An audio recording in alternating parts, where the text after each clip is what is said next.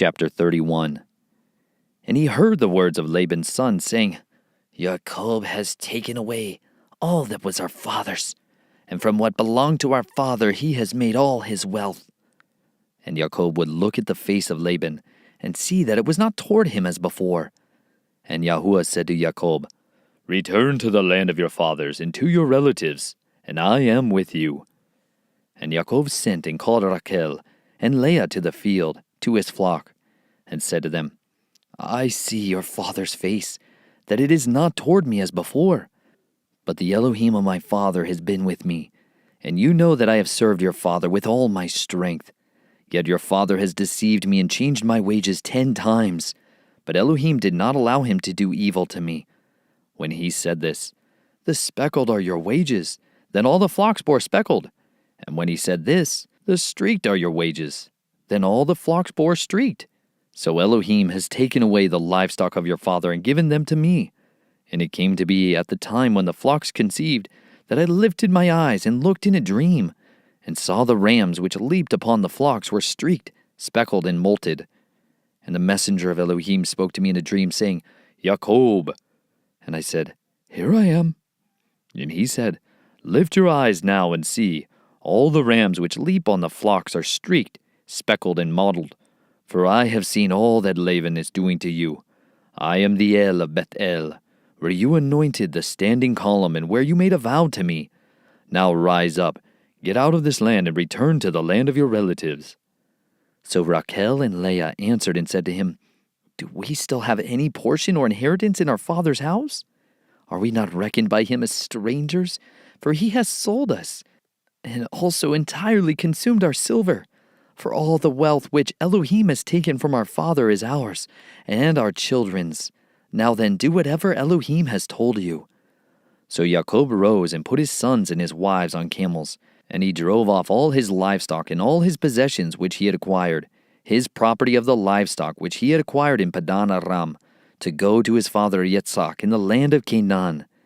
And when Laban had gone to shear his sheep, Rachel stole the house idols that were her father's. And Yaakov deceived Laban the Aramean, because he did not inform him that he was about to flee. And he fled with all that he had, and he rose up and passed over the river, and headed toward the mountains of Gilead. And the 3rd day Laban was told that Yaakov had fled. Then he took his brothers with him, and pursued him for 7 days' journey, and he overtook him in the mountains of Gilead. But in a dream by night, Elohim came to Laban the Aramean, and said to him, Guard yourself, that you do not speak to Jacob either good or evil. Then Laban overtook Jacob. Now Jacob had pitched his tent in the mountains, and Laban with his brothers pitched in the mountains of Gilead. And Laban said to Jacob, What have you done? You have deceived me, and driven my daughters off like captives taken with the sword. Why did you flee secretly and deceive me and not inform me? I would have sent you away with joy and songs, with tambourine and lyre. And you did not allow me to kiss my sons and my daughters. Now you have been foolish to do this. It is in the power of my hand to do evil to you. But the Elohim of your father spoke to me last night, saying, Guard yourself, that you do not speak to Jacob, either good or evil. And now you have gone because you greatly long for your father's house. But why did you steal my mighty ones? And Jacob answered and said to Laban, Because I was afraid. For I said, Lest you tear your daughters away from me. With whomever you find your mighty ones, do not let him live. In the presence of our brothers, see for yourself what is with me, and take it with you. For Jacob did not know that Rachel had stolen them. And Laban went into Jacob's tent, and into Leah's tent, and into the tents of the 2 female servants, but he did not find them. And he came out of Leah's tent, and entered Rachel's tent. Now Rachel had taken the house idols, and put them in the camel's saddle, and sat on them. And Laban searched all about the tent, but did not find them. And she said to her father, Let it not displease my master that I am unable to rise before you, for the way of woman is with me. And he searched, but did not find the house idols. And Jacob was wroth and contended with Laban. And Jacob answered and said to Laban, What is my transgression? What is my sin that you have hotly pursued me? Now that you have searched all my goods, what have you found of all your household goods? Set it here, before my brothers and your brothers, and let them decide between the 2 of us. These 20 years I have been with you. Your ewes and your female goats have not miscarried their young, and I have not eaten the rams of your sheep. That which was torn by beasts I did not bring to you. I myself bore the loss of it. You required it from my hand, whether stolen by day or stolen by night. Thus I was. By day the heat consumed me, and the frost by night, and my sleep fled from my eyes. These 20 years I have been in your house. I served you 14 years for your 2 daughters, and 6 years for your flock, and you have changed my wages 10 times.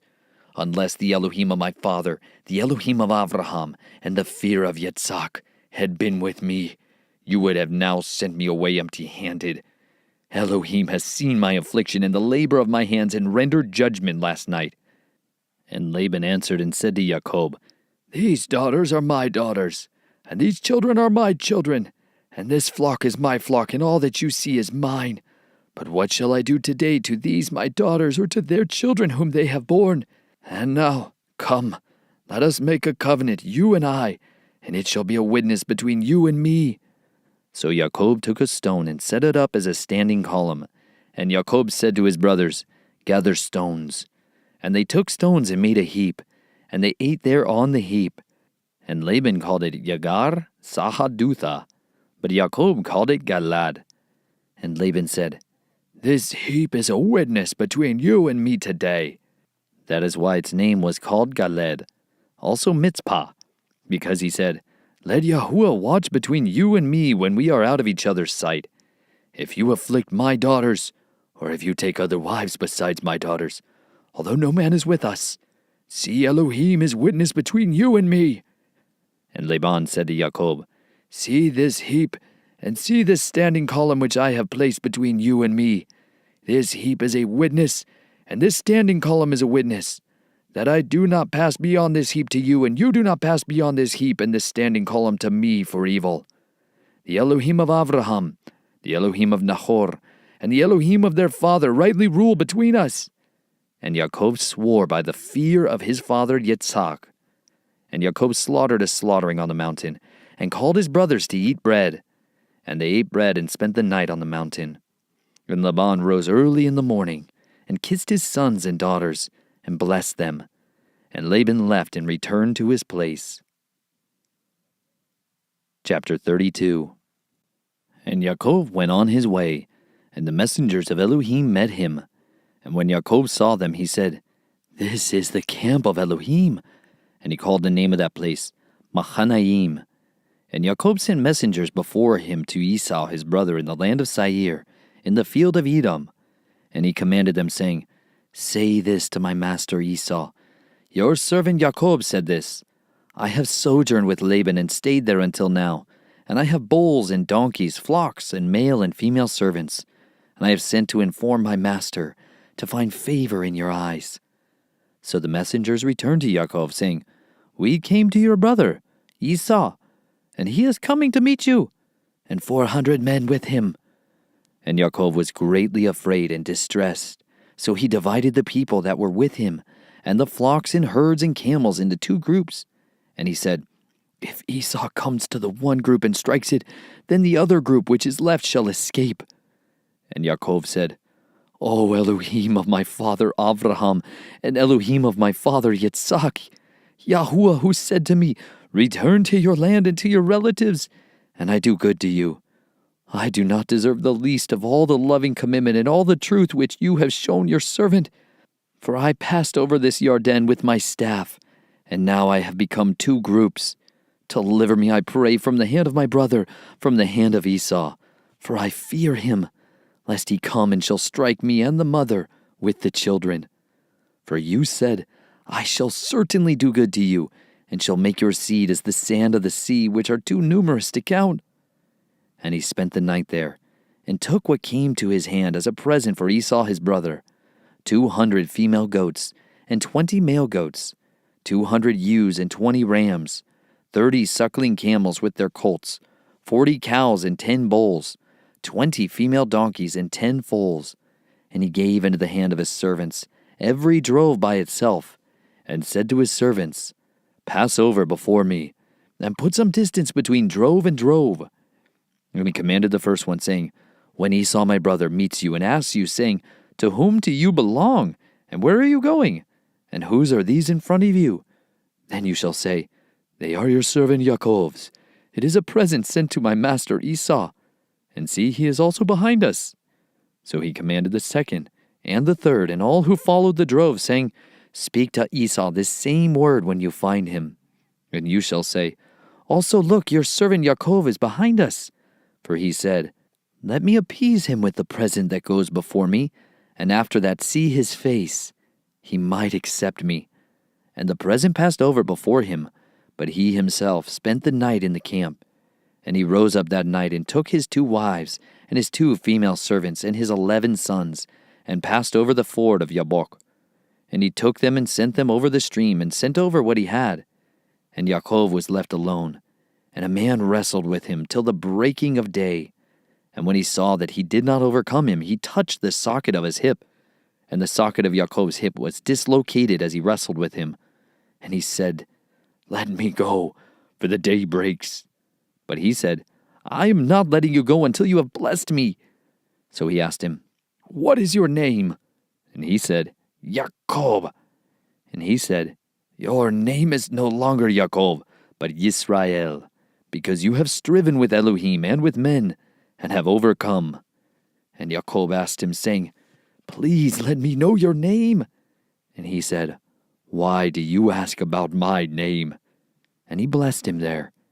And Yaakov called the name of that place Peniel, for I have seen Elohim face to face, and my life is preserved. The sun rose on him as he passed over Penuel, and he limped on his hip. That is why the children of Israel to this day do not eat the sinew of the hip which is in the socket on the thigh, because he touched the socket of the thigh of Yaakov in the sinew of the hip. Chapter 33. And Yaakov lifted his eyes and looked and saw Esau coming, and with him 400 men. And he divided the children among Leah and Rachel and the 2 female servants. And he put the female servants and their children in front, and Leah and her children behind, and Rachel and Joseph last. And he himself passed over before them, and bowed himself to the ground 7 times, until he came near to his brother. And Esau ran to meet him, and embraced him, and fell on his neck, and kissed him, and they wept. And he lifted his eyes, and saw the women and the children, and said, Who are these with you?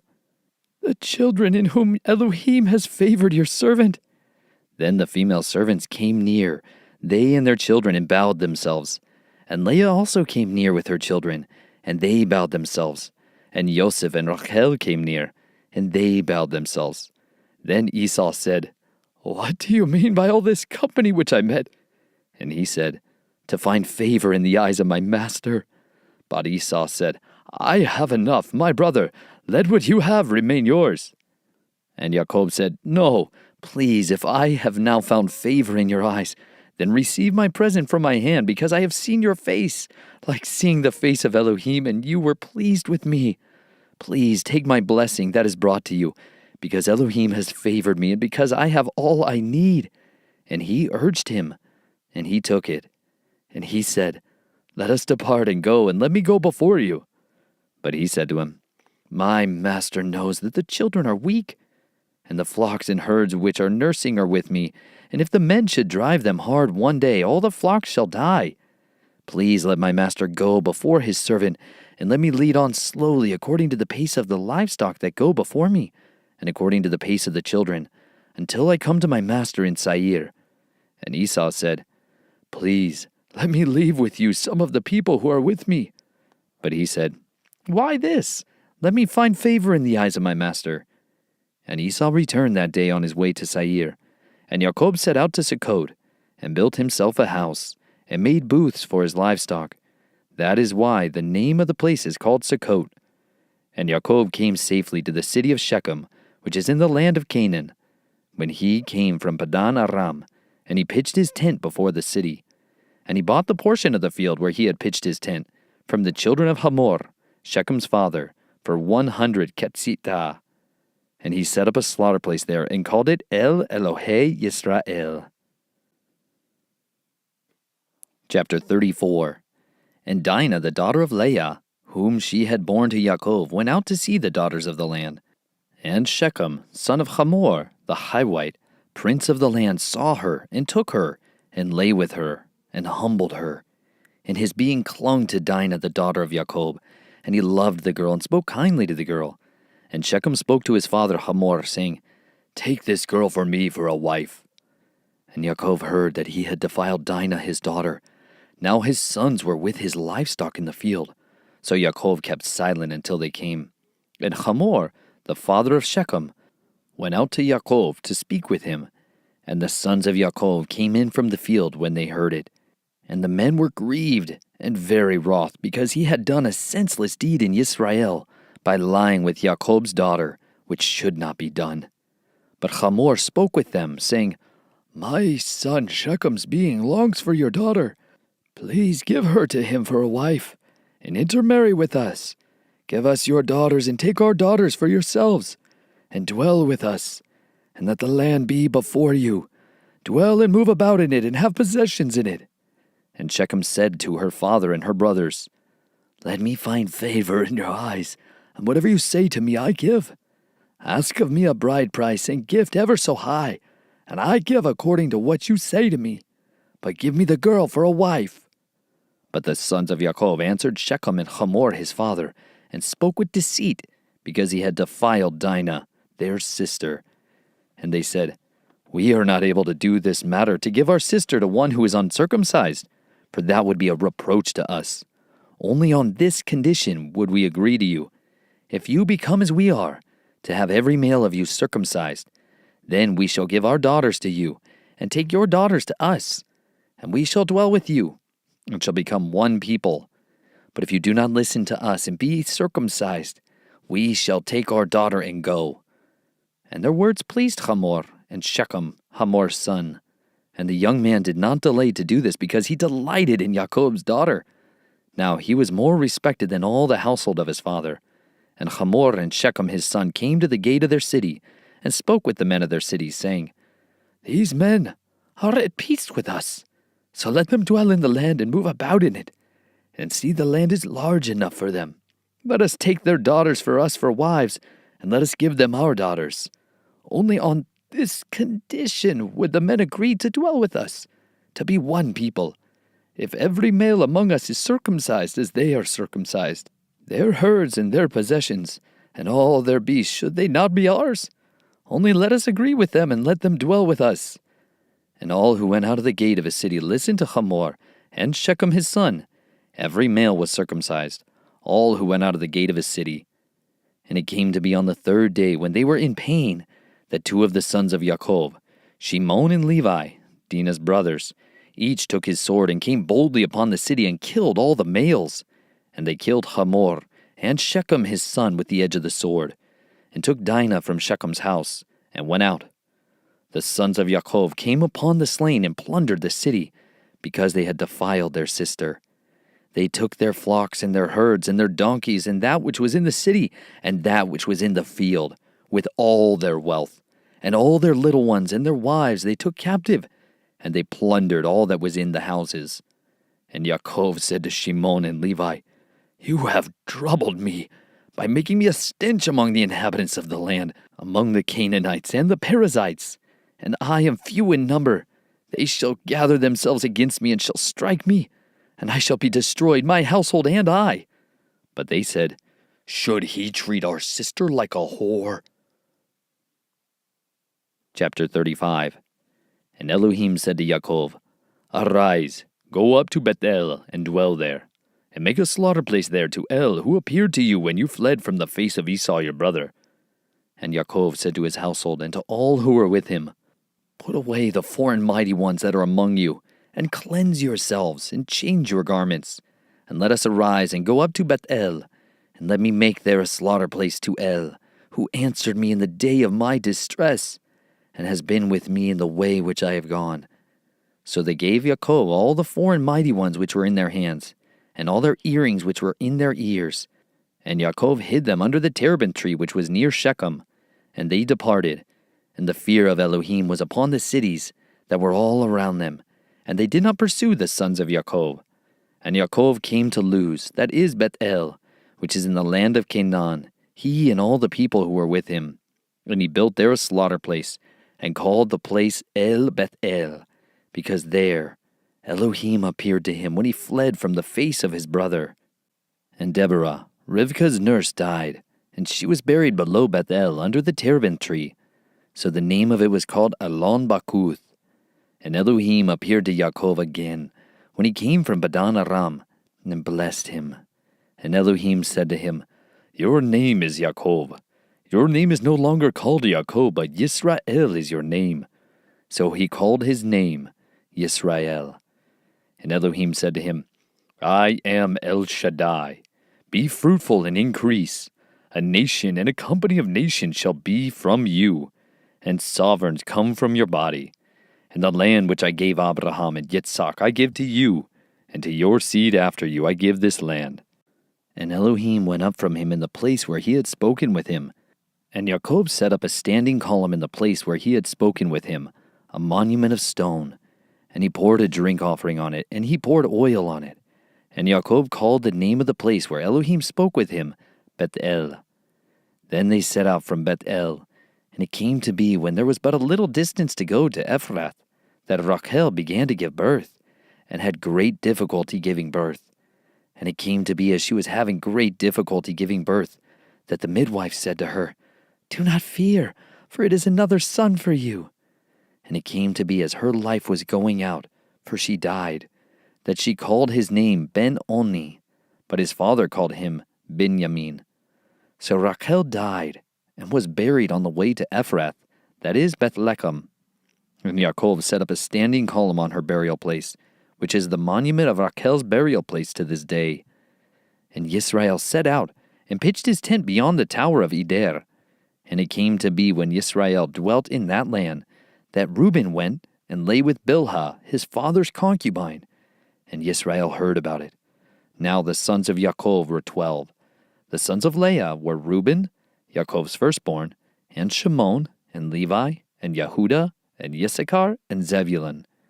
The sons of Rachel were Joseph and Benjamin. The sons of Bilhah, Rachel's female servant, were Dan and Naphtali. And the sons of Zilpah, Leah's female servant, were Gad and Asher. These were the sons of Yaakov, who were born to him in Padan Aram. And Yaakov came to his father Yitzhak at Mamre, or Kiriath Arba, that is Hebron, where Avraham and Yitzhak had sojourned. And the days of Yitzhak were 180 years. So Yitzhak breathed his last and died, and was gathered to his people, aged and satisfied of days. And his sons Esau and Yaakov buried him. Chapter 36. And this is the genealogy of Esau, who is Edom. Esau took his wives from the daughters of Canaan, Adah, the daughter of Elon the Hittite, and Oholibamah, the daughter of Anah, the daughter of Zibon the Hivite, and Basemath, Ishmael's daughter, sister of Nebaioth. And Adah bore Eliphaz to Esau. And Basemath bore Reuel, and Oholibamah bore Yeush, and Yalam, and Korah. These were the sons of Esau, who were born to him in the land of Canaan. And Esau took his wives, and his sons, and his daughters, and all the beings of his household, and his herds, and all his beasts, and all his possessions, which he had gained in the land of Canaan, and went to a land away from the presence of his brother Yaakov. For their possessions were too great for them to dwell together, and the land of their sojournings could not support them because of their herds. So Esau dwelt in Mount Seir. Esau is Edom. And this is the genealogy of Esau, the father of the Edomites in Mount Seir. These were the names of Esau's sons: Eliphaz, son of Adah, wife of Esau, and Reuel, son of Basemath, wife of Esau. And the sons of Eliphaz were Temam, Omar, Zepho, and Gatam, and Kenaz. And Timnah was the concubine of Eliphaz, Esau's son, and she bore Amalek to Eliphaz.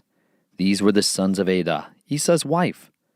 These were the sons of Reuel, Nahath, and Zerach, Shammah, and Mizah. These were the sons of Basemath, Esau's wife. These were the sons of Oholibamah, Esau's wife, the daughter of Anah, the daughter of Sibon. And she bore to Esau Yeush, and Yalam, and Korah. These were the chiefs of the sons of Esau, the sons of Eliphaz. The firstborn son of Esau were Chief Temam, Chief Omar, Chief Zapho, Chief Kenaz, Chief Korah, Chief Gatam, Chief Amalek. These were the chiefs of Eliphaz in the land of Edom. They were the sons of Adah. And these were the sons of Reuel, Esau's son, Chief Nahath, Chief Zerach, Chief Shammah, and Chief Mizah. These were the chiefs of Reuel in the land of Edom. These were the sons of Basemoth, Esau's wife. And these were the sons of Aholibamah, Esau's wife, Chief Yeush, Chief Yalam, and Chief Korah. These were the chiefs descending from Aholibamah, Esau's wife, the daughter of Anah. These were the sons of Esau, who is Edom, and these were their chiefs. These were the sons of Seir the Horite, who inhabited the land, Lotan and Shobal, and Zibon, and Anah, and Dishon, and Etzer, and Dishon. These were the chiefs of the Horites, the sons of Seir in the land of Edom. And the sons of Lotan were Hori and Hemam. Lotan's sister was Timnah. And these were the sons of Shobal, Alwan, and Manahath, and Ebal, and Shapho, and Onan. And these were the sons of Zebon, both Aya and Anah. This was the Anah, who found the water in the wilderness as he fed the donkeys of his father Zebon. And these were the children of Anah, Dishon, and Oholibamah, the daughter of Anah. And these were the sons of Dishon, Hemdan, and Eshban, and Yithran, and Karan. These were the sons of Etzer, Bilhan, and Zawan, and Achan. And these were the sons of Dishan, Uts, and Aran. These were the chiefs of the Horites, Chief Lotan, Chief Shobal, Chief Zebon, Chief Anah, Chief Dishon, Chief Etzer, and Chief Dishan. These were the chiefs of the Horites, according to their chiefs in the land of Seir. And these were the sovereigns who reigned in the land of Edom before any sovereign reigned over the children of Israel. And Bela, the son of Beor, reigned in Edom. And the name of his city was Dinihaba. And Bela died. And Jobab, son of Zerach of Batsora, reigned in his place. And Jobab died. And Husham of the land of the Temanites reigned in his place. And Husham died. And Hadad, son of Bedad, who struck Midian in the field of Moab, reigned in his place. And the name of his city was Awith. And Hadad died. And Samlah of Masrekah reigned in his place. And Samlah died. And Shaul of Rehoboth by the river reigned in his place. And Shaul died. And Baal-Hanan, son of Akbor, reigned in his place. And Baal-Hanan, son of Akbor, died. And Hadar reigned in his place. And the name of his city was Pa'u. And his wife's name was Mehatabel, the daughter of Matred, the daughter of Mezahab. And these were the name of the chiefs of Esau, according to their clans and their places, by their names: Chief Timnah, Chief Alwa, Chief Yetheth, Chief Oholibamah, Chief Elah, Chief Pinon, Chief Kenaz, Chief Teman, Chief Mipsar, Chief Magdiel, Chief Iram. These were the chiefs of Edom, according to their dwelling places in the land of their possession. Esau was the father of the Edomites. Chapter 37. And Yaakov dwelt in the land of his father's sojourning, in the land of Canaan. This is the genealogy of Yaakov. Joseph, being 17 years old, was feeding the flock with his brothers. And the young man was with the sons of Bilhah, and the sons of Zilpah, his father's wives. And Joseph brought an evil report of them to his father. And Israel loved Joseph more than all his children, because he was the son of his old age. And he made him a long robe. But when his brothers saw that their father loved him more than all his brothers, they hated him, and were not able to speak peaceably to him. And Joseph dreamed a dream and told it to his brothers, so they hated him even more. And he said to them, "Please listen to this dream which I have dreamed. See, we were binding sheaves in the midst of the field, and see, my sheaf rose up, and also stood up. And see, your sheaves stood all around and bowed down to my sheaf." And his brothers said to him, "Shall you indeed reign over us? Shall you indeed rule over us?" So they hated him even more for his dreams and for his words. And he dreamed still another dream, and related it to his brothers, and said, See, I have dreamed another dream, and see the sun and the moon and the 11 stars bowed down to me. And he related it to his father and his brothers. And his fathers rebuked him and said to him, What is this dream that you have dreamed? Shall we, your mother, and I, and your brothers indeed come to bow down to the earth before you? And his brothers envied him, but his father guarded the word. And his brothers went to feed their father's flock in Shechem. And Yisrael said to Joseph, Are not your brothers feeding the flock in Shechem? Come, I send you to them. So he said to him, Here I am. And he said to him, Please go and see if it is well with your brothers, and well with the sheep, and bring back word to me. So he sent him out of the valley of Hebron, and he went to Shechem. And a certain man found him, and see, he was wandering in the field. And the man asked him, saying, What do you seek? And he said, I am seeking my brothers. Please inform me where they are feeding their sheep. And the man said, They have left here, for I heard them say, Let us go towards Dothan. So Joseph went after his brothers and found them in Dothan. And they saw him from a distance, and before he came near them, they plotted against him to kill him. And they said to each other, See, this master of dreams is coming.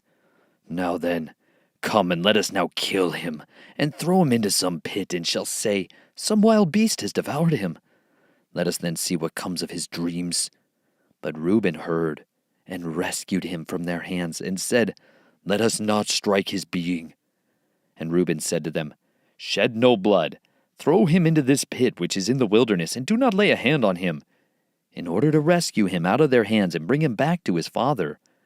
So it came to be, when Joseph had come to his brothers, that they stripped Joseph of his robe, the long robe which was on him, and they took him and threw him into a pit. And the pit was empty, and there was no water in it. And they sat down to eat a meal. And they lifted their eyes and looked, and saw a company of Ishmaelites coming from Gilead, with their camels, bearing spices and balm and myrrh, going to take them down to Mitzrayim. And Yehudah said to his brothers, What will we gain if we kill our brother and conceal his blood? Come, and let us sell him to the Ishmaelites, and let not our hand be upon him, for he is our brother, our flesh. And his brothers listened. And men, Midianite traders, passed by. So they pulled Joseph up and lifted him out of the pit, and sold him to the Ishmaelites for 20 pieces of silver. And they took Joseph to Mitzrayim. And Reuben returned to the pit, and see, Joseph was not in the pit. And he tore his garments, and he returned to his brothers and said, The boy is gone, and I, where am I to go?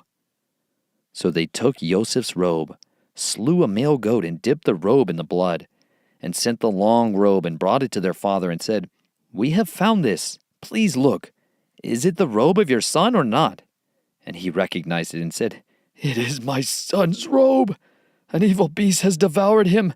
Joseph is torn to pieces. And Yaakov tore his garments and put sackcloth on his waist, and mourned for his son many days. And all his sons and all his daughters arose to comfort him, but he refused to be comforted. And he said, Now let me go down into Sheol to my son in mourning. So his father wept for him. And the Midianites had sold him in Mitzrayim to Potiphar, an officer of Pharaoh and captain of the guard. Chapter 38. And at that time it came to be that Yehudah left his brothers and turned aside to a man, an Adullamite, whose name was Hira. And Yehudah saw there a daughter of a certain Canaanite, whose name was Shua. And he took her and went into her. So she conceived and bore a son, and he called his name And she again conceived and bore a son, and she called his name Onan. And she conceived yet again and bore a son, and called his name Shelah. And he was at Kezib when she bore him. And Yehudah took a wife for his firstborn, and her name was Tamar. But Yehudah's firstborn, was evil in the eyes of Yahuwah, and Yahuwah took his life. And Yehudah said to Onan, Go in to your brother's wife and marry her, and raise up an heir to your brother. And Onan knew that the offspring would not be his. And it came to be, when he went in to his brother's wife, that he spilled on the ground. lest he should give an offspring to his brother. But what he did displeased Yahuwah, so he took his life too. Then Yehudah said to Tamar his daughter-in-law, Remain a widow in your father's house until my son Shelah is grown. For he said, Lest he also die as his brothers did. And Tamar went and dwelt in her father's house. And after a long time the daughter of Shua, Yehudah's wife, died. And Yehudah was comforted, and went up to his sheep shearers at Timnah, he and his friend Hira the Adulamite. And it was reported to Tamar, saying, See, your father-in-law is going up to Timnah to shear his sheep. And she took off her widow's garments, and covered herself with a veil, and wrapped herself, and sat at the entrance to Enaim, which was on the way to Timnah. For she saw that Shelah was grown, and she was not given to him as a wife. And Yehudah saw her, and reckoned her for a whore, for she had covered her face. And he turned aside to her by the way, and said, Please let me come into you. For he did not know that she was his daughter-in-law. And she said, What do you give me to come into me? And he said, Let me send you a young goat from the flock. And she said, Do you give me a pledge until you send it? So he said, What pledge should I give you? And she said, Your seal, and your cord, and your staff that is in your hand. And he gave them to her, and went in to her, and she conceived by him. And she arose, and went away, and removed her veil, and put on the garments of her widowhood. And Yehudah sent the young goat by the hand of his friend the Adulamite, to receive his pledge from the woman's hand, but he did not find her. And he asked the men of that place, saying, Where is the cold prostitute who was beside the way to Enaim? And they said, There was no cold prostitute in this place. And he returned to Yehudah and said, I've not found her. And the men of the place also said that there was no cold prostitute in this place. And Yehudah said, Let her take them for herself, lest we become despised. For I sent this young goat, and you have not found her. And it came to be about 3 new moons after that Yehudah was informed, saying, Tamar, your daughter-in-law, has whored, and see, she has conceived by whoring. And Yehudah said, Bring her out, and let her be burned. When she was brought out, she sent to her father-in-law, saying, By the man to whom these belong I am pregnant. And she said, Please examine whose these are, the seal, and the cord, and the staff.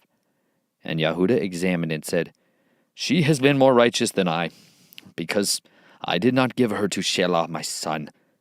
And he never knew her again. And it came to be at the time for giving birth, that see, twins were in her womb.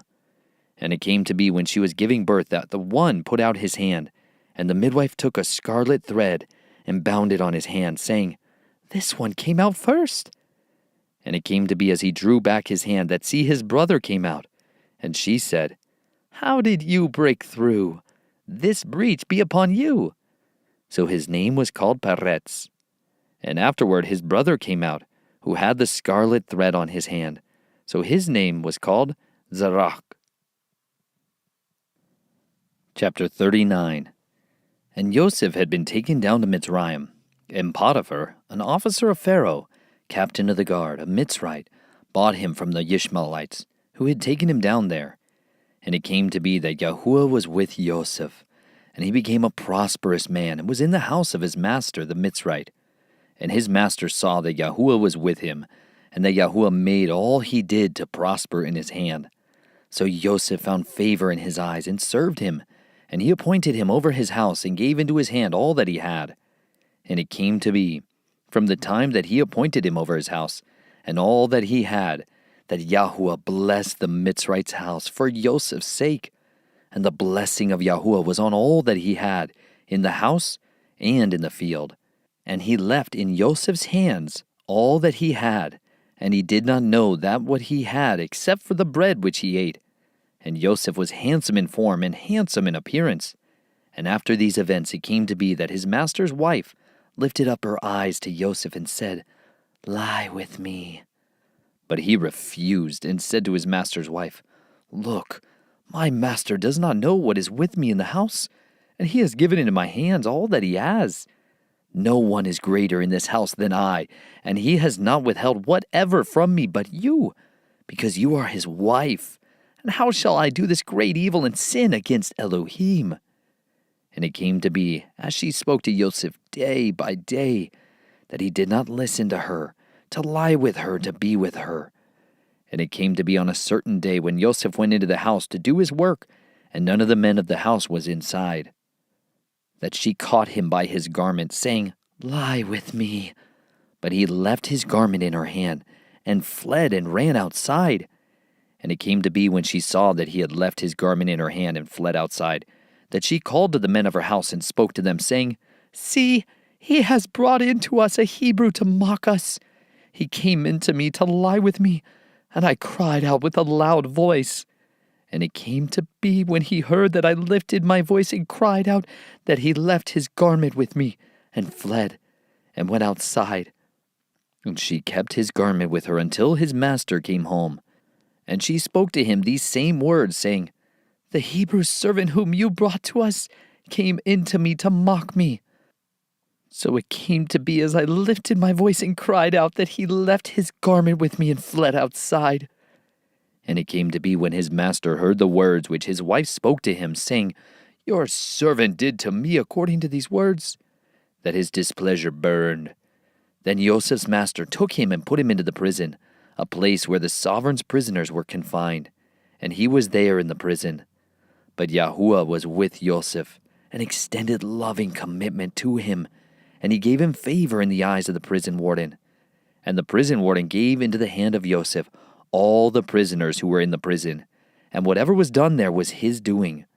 The prison warden did not look into any point that was under Joseph's hand, because Yahuwah was with him, and whatever he did, Yahuwah made it prosper. Chapter 40. And after these events it came to be that the cupbearer and the baker of the sovereign of Mitzrayim sinned against their master, the sovereign of Mitzrayim. And Pharaoh was wroth with his two officers, the chief cupbearer and the chief baker. So he put them in confinement in the house of the captain of the guard, in the prison, the place where Joseph was a prisoner. And the captain of the guard put Joseph in charge of them, and he served them. So they were in confinement for some time. Then the cupbearer and the baker of the sovereign of Mitzrayim, who were confined in the prison, dreamed a dream, both of them, each man's dream in one night, and each man's dream with its own interpretation. And Joseph came in to them in the morning and looked at them, and saw that they were sad. And he asked Pharaoh's officers who were with him in confinement of his master's house, saying, Why do you look so sad today? And they said to him, We each have dreamed a dream, and there is no one to interpret it. And Joseph said to them, Do not interpretations belong to Elohim? Relate them to me, please. So the chief cupbearer related his dream to Joseph, and said to him, See, in my dream a vine was before me, and in the vine were 3 branches, and it was as though it budded. Its blossoms shot forth, and its clusters brought forth ripe grapes. And Pharaoh's cup was in my hand. So I took the grapes, and pressed them into Pharaoh's cup, and placed the cup in Pharaoh's hand. And Joseph said to him, This is the interpretation of it. The 3 branches are 3 days. Yet within 3 days Pharaoh is going to lift up your head and restore you to your place, and you shall put Pharaoh's cup in his hand according to the former ruling, when you were his cupbearer. But remember me when it is well with you, and please show loving commitment to me, and mention me to Pharaoh, and get me out of this house. For truly I was stolen away from the land of the Hebrews, and also I have done naught that they should put me into the dungeon. And the chief baker saw that the interpretation was good, and he said to Joseph, I also was in my dream, and saw 3 white baskets were on my head, and in the uppermost basket of all kinds of baked goods for Pharaoh, and the birds ate them out of the basket on my head. And Joseph answered and said, This is the interpretation of it. The 3 baskets are 3 days, yet within 3 days Pharaoh is going to lift off your head from you, and hang you on a tree, and the birds shall eat your flesh from you. And on the 3rd day, Pharaoh's birthday, it came to be that he made a feast for all his servants, and he lifted up the head of the chief cupbearer and of the chief baker among his servants. And he restored the chief cupbearer to his post of cupbearer again. And he placed the cup in Pharaoh's hand. But he hanged the chief baker, as Joseph had interpreted to them. And the chief cupbearer did not remember Joseph, but forgot him. Chapter 41. And it came to be at the end of 2 years' time that Pharaoh had a dream, and saw him standing by the river, and saw 7 cows coming up out of the river, beautiful looking and fat, and they fed amongst the reeds. Then saw 7 other cows coming up after them out of the river, ugly and lean of flesh, and stood by the other cows on the bank of the river. And the ugly and lean of flesh cows ate up the 7 beautiful looking and fat cows. Then Pharaoh awoke, and he slept and dreamed a second time, and saw 7 heads of grain coming up on one stalk, plump and good, and saw 7 lean heads scorched by the east wind coming up after them. And the 7 lean heads swallowed the 7 plump and complete heads. Then Pharaoh awoke, and saw it was a dream. And it came to be in the morning that his spirit was moved, and he sent and called for all the magicians of Mitzrayim, and all its wise men. And Pharaoh related to them his dreams, but there was no one who could interpret them for Pharaoh. Then the chief cupbearer spoke to Pharaoh, saying, I remember my crimes this day, when Pharaoh was wroth with his servants and put me in confinement in the house of the captain of the guard, both me and the chief baker. Each one of us dreamed a dream in one night, he and I. Each of us dreamed according to the interpretation of his own dream. And there was with us a Hebrew youth, a servant of the captain of the guard, and we related to him, and he interpreted our dreams for us. To each man he interpreted according to his own dream. And it came to be as he interpreted for us, so it came to be. He restored me to my office, and he hanged him. Then Pharaoh sent and called to Joseph, and they hurriedly brought him out of the dungeon. And he shaved, and changed his garments, and came to Pharaoh. And Pharaoh said to Joseph, I have dreamed a dream, and there is no one to interpret it. Now I myself have heard it said of you that you understand a dream to interpret it. And Joseph answered Pharaoh, saying, It is not in me. Let Elohim answer Pharaoh with peace. And Pharaoh said to Joseph, See, in my dream, I stood on the bank of the river, and saw 7 cows coming up out of the river, beautiful looking and fat, and they fed amongst the reeds. Then saw 7 other cows coming up after them, poor and ugly and lean of flesh, such ugliness as I have never seen in all the land of Mitzrayim. And the lean of flesh and ugly cows ate up the first 7, the fat cows. Yet when they had eaten them up, no one would have known that they had eaten them, for they were as ugly as at the beginning. Then I awoke. Also, I looked in my dream and saw 7 heads coming up on one stalk, complete and good. Then saw 7 heads withered, lean, scorched by the east wind, coming up after them. And the lean heads swallowed the 7 good heads. And I spoke to the magicians, but there was no one who could explain it to me. And Joseph said to Pharaoh, The dream of Pharaoh is one. Elohim has shown Pharaoh what he is about to do. The 7 good cows are 7 years, and the 7 good heads are 7 years. It is one dream. And the 7 lean and ugly cows which came up after them are 7 years. And the 7 empty heads scorched by the east wind are 7 years of scarcity of food. This is the word which I spoke to Pharaoh. Elohim has shown Pharaoh what he is about to do. See, 7 years of great plenty are coming in all the land of Mitzrayim, but after them 7 years of scarcity of food shall arise, and all the plenty be forgotten in the land of Mitzrayim. And the scarcity of food shall destroy the land, and the plenty shall not be remembered in the land, because of the scarcity of food following, for it is very severe. And the dream was repeated to Pharaoh twice, because the word is established by Elohim, and Elohim is hastening to do it. And now let Pharaoh look for a discerning and wise man, and set him over the land of Mitzrayim. Let Pharaoh do this, and let him appoint overseers over the land, to take up 1/5 of the land of Mitzrayim in the 7 years of plenty, and let them gather all the food of those good years that are coming, and store up grain under the hand of Pharaoh, and let them keep food in the cities. And the food shall be for a store, for the land, for the 7 years of scarcity of food, which shall be in the land of Mitzrayim. And do not let the land be cut off by the scarcity of food. And the word was good in the eyes of Pharaoh and in the eyes of all his servants. And Pharaoh said to his servants, "Could we find another like him, a man in whom is the spirit of Elohim?" Then Pharaoh said to Joseph, "Since Elohim has shown you all this, there is no one as discerning and wise as you. Be over my house, you yourself, and at your mouth all my people shall kiss. Only in the throne I am greater than you." And Pharaoh said to Joseph, "See, I have set you over all the land of Mitzrayim." And Pharaoh took his seal ring off his hand and put it on Joseph's hand, and he dressed him in garments of fine linen, and put a gold chain around his neck. And he made him ride in the second chariot which he had. And they cried out before him, "Bow the knee!" And he set him over all the land of Mitzrayim. And Pharaoh said to Joseph, "I am Pharaoh, and without a word from you let no man lift his hand or foot in all the land of Mitzrayim." And Pharaoh called Joseph's name Zaphnath-Paneach, and he gave him as wife Asenath, the daughter of Potipharah, priest of On. And Joseph went out over all the land of Mitzrayim. Now Joseph was 30 years old when he stood before Pharaoh, sovereign of Mitzrayim. And Joseph went out from the presence of Pharaoh, and went throughout all the land of Mitzrayim. And in 7 years of plenty the ground brought forth generously. And he gathered all the food of the 7 years which were in the land of Mitzrayim, and laid up the food in the cities.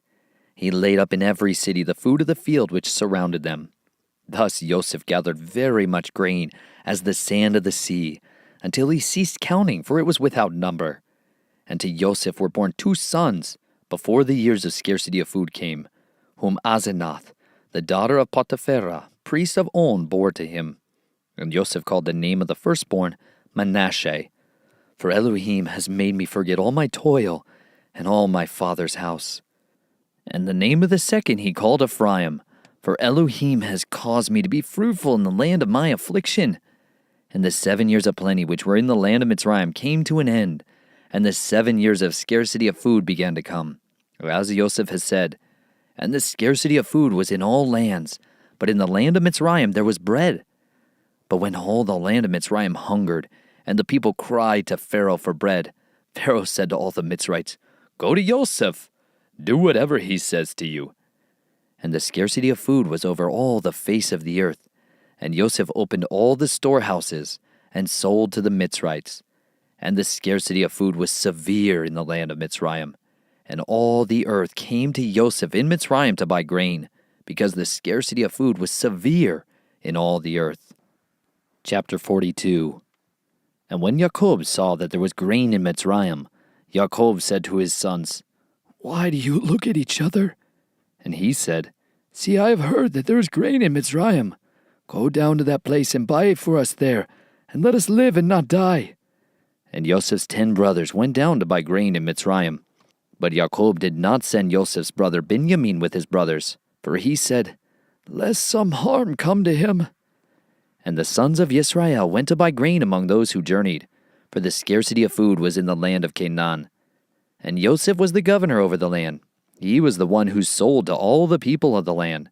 And Joseph's brothers came and bowed down before him with their faces to the earth. And Joseph saw his brothers and recognized them, but he acted as a stranger to them and spoke to them harshly and said to them, "Where do you come from?" And they said, "From the land of Canaan to buy food." So Joseph recognized his brothers, but they did not recognize him. And Joseph remembered the dreams which he had dreamed about them and said to them, "You are spies. You have come to see the nakedness of the land." And they said to him, "No, my master, but your servants have come to buy food. We are all one man's sons. We are trustworthy. Your servants are not spies." But he said to them, "No, but you have come to see the nakedness of the land." And they said, "Your servants are 12 brothers, the sons of one man in the land of Canaan. And see, the youngest is with our father today, and one is no more." And Joseph said to them, "It is as I spoke to you, saying, 'You are spies.'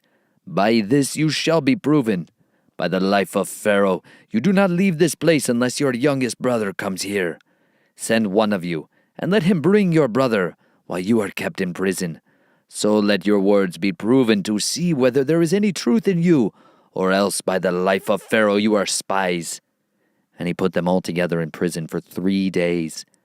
Now Joseph said to them the third day, "Do this and live, for I fear Elohim. If you are trustworthy, let one of your brothers be confined to your prison house. And you, go, bring grain for the scarcity of food of your houses. And bring your youngest brother to me, and let your words be confirmed, and you do not die." And so they did. And they said to each other, "Truly, we are guilty concerning our brother, for we saw the distress of his life when he pleaded with us, yet we did not listen. That is why this distress has come upon us." And Reuben answered them, saying, "Did I not speak to you, saying, 'Do not sin against the boy'? And you would not listen. And see, his blood is now required of us." And they did not know that Joseph understood them, for he spoke to them through an interpreter. And he turned himself away from them and wept, but came back to them and spoke to them. And he took Shimon from them and bound him before their eyes. And Joseph commanded, and they filled their sacks with grain, also to put back every man's silver to his sack, and to give them food for the journey. And thus it was done for them. So they loaded their donkeys with the grain and went from there. And as one of them opened his sack to give his donkey fodder at the lodging place, he saw his silver, for there it was in the mouth of his sack. And he said to his brothers, "My silver's been returned, and there it is in my sack." And their hearts sank, and they were afraid, saying to each other, "What is this that Elohim has done to us?" So they came to Jacob, their father in the land of Canaan, and reported to him all that befell them, saying, "The man, the master of the land, spoke to us harshly, and took us for spies of the land. But we said to him, 'We are trustworthy, we are not spies. We are 12 brothers, sons of our father. One is no more, and the youngest is today with our father in the land of Canaan.' And the man, the master of the land, said to us, 'By this I know that you are trustworthy. Leave one of your brothers here with me, and take food for the scarcity of food of your households, and go. And bring your youngest brother to me. Then I know that you are not spies, but that you are trustworthy. I give your brother to you, and you move about in the land.' And it came to be as they emptied their sacks that, look, the bundle of each man's silver was in his sack. And when they and their father saw the bundles of silver, they were afraid. And Jacob their father said to them, 'You have bereaved me. Joseph is no more, and Shimon is no more, and you would take Benjamin? All this is against me.' So Reuben spoke to his father, saying, 'Take the lives of my 2 sons, if I do not bring him back to you. Put him in my hands, and I myself bring him back to you.' But he said, 'My son is not going down with you, for his brother is dead, and he is left alone. If any harm should come to him along the way in which you go, then you would bring down my gray hair with sorrow to Sheol.'" Chapter 43. But the scarcity of food was severe in the land. And it came to be, when they had eaten up the grain which they had brought from Mitzrayim, that their father said to them, "Go back, buy us a little food." But Yehudah spoke to him, saying, "The man vehemently warned us, saying, 'You do not see my face unless your brother is with you.' And Yisrael said, 'Why did you do evil to me, to inform the man that you still had another brother?' The man kept asking us about our relatives, saying, 'Is your father still alive? Have you another brother?' And we informed him according to these words. How could we know that he would say, 'Bring your brother down'?" And Yehudah said to Yisrael his father, "Send the boy with me, and let us arise and go and live and not die, both we and you and also our little ones. I myself shall stand guarantee for him. From my hand you are to require him. If I do not bring him back to you and set him before you, then let me bear the blame forever. For if we had not delayed, truly by now we could have returned this second time." And their father Yisrael said to them, "If so, then do this. Take some of the best fruit of the land in your vessels and bring a present down for the man, a little balm and a little honey, spices and myrrh, nuts and almonds. And take double silver in your hand, and take back in your hand the silver that was returned in the mouth of your sacks. It could have been a mistake. And take your brother, and arise and go back to the man. And El Shaddai give to you compassion before the man, so that he shall release your brother and Benjamin. And I, if I am bereaved, I am bereaved." And the men took that present and Benjamin, And they took double the amount of silver in their hand, and arose and went down to Mitzrayim, and stood before Joseph. And Joseph saw Benjamin with them, and said to the one over his house, Bring the men home, and make a great slaughter, and prepare, for these men are to eat with me at noon. And the man did as Joseph said. And the man brought the men into Joseph's house. And the men were afraid, because they were brought into Joseph's house. And they said, It is because of the silver, which was put back into our sacks the first time that we are brought in, to throw himself upon us, and fall upon us, to take us as slaves, our donkeys too. So they came near to the man over the house of Joseph, and spoke to him at the door of the house, and said, Oh, my master, we indeed came down the first time to buy food, but it came to be, when we came to the lodging place, that we opened our sacks, and saw each man's silver in the mouth of his sack, our silver in its weight, and we have brought it back in our hand. And we have brought down other silver in our hands to buy food. We do not know who put our silver in our sacks. But he said, Peace be with you. Do not be afraid. Your Elohim and the Elohim of your father has given you treasure in your sacks. Your silver had come to me. And he brought Shimon out to them. And the man brought the men into Joseph's house, and gave them water, and they washed their feet, and he gave their donkeys fodder. And they made the present ready for Joseph's coming at noon, for they heard that they were to eat there. And when Joseph came home, they brought him the present which was in their hand into the house, and bowed down before him to the earth. And he asked them about their welfare, and said, Is your father well, the old man of whom you spoke? Is he still alive? And they said, Your servant our father is in good health. He is still alive. And they bowed their heads down, and did obeisance. And he lifted his eyes, and saw his brother Benjamin, his mother's son, and said, Is this your younger brother of whom you spoke to me? And he said, Elohim show favor to you, my son. And Joseph hurried, for his emotions were deeply moved towards his brother. And he looked for a place to weep, and went into his room and wept there. Then he washed his face, and came out, and controlled himself, and said, Serve the food. And they set him a place by himself, and them by themselves, and the Mitzrites who ate with him by themselves. For the Mitzrites could not eat food with the Hebrews, for that is an abomination to the Mitzrites.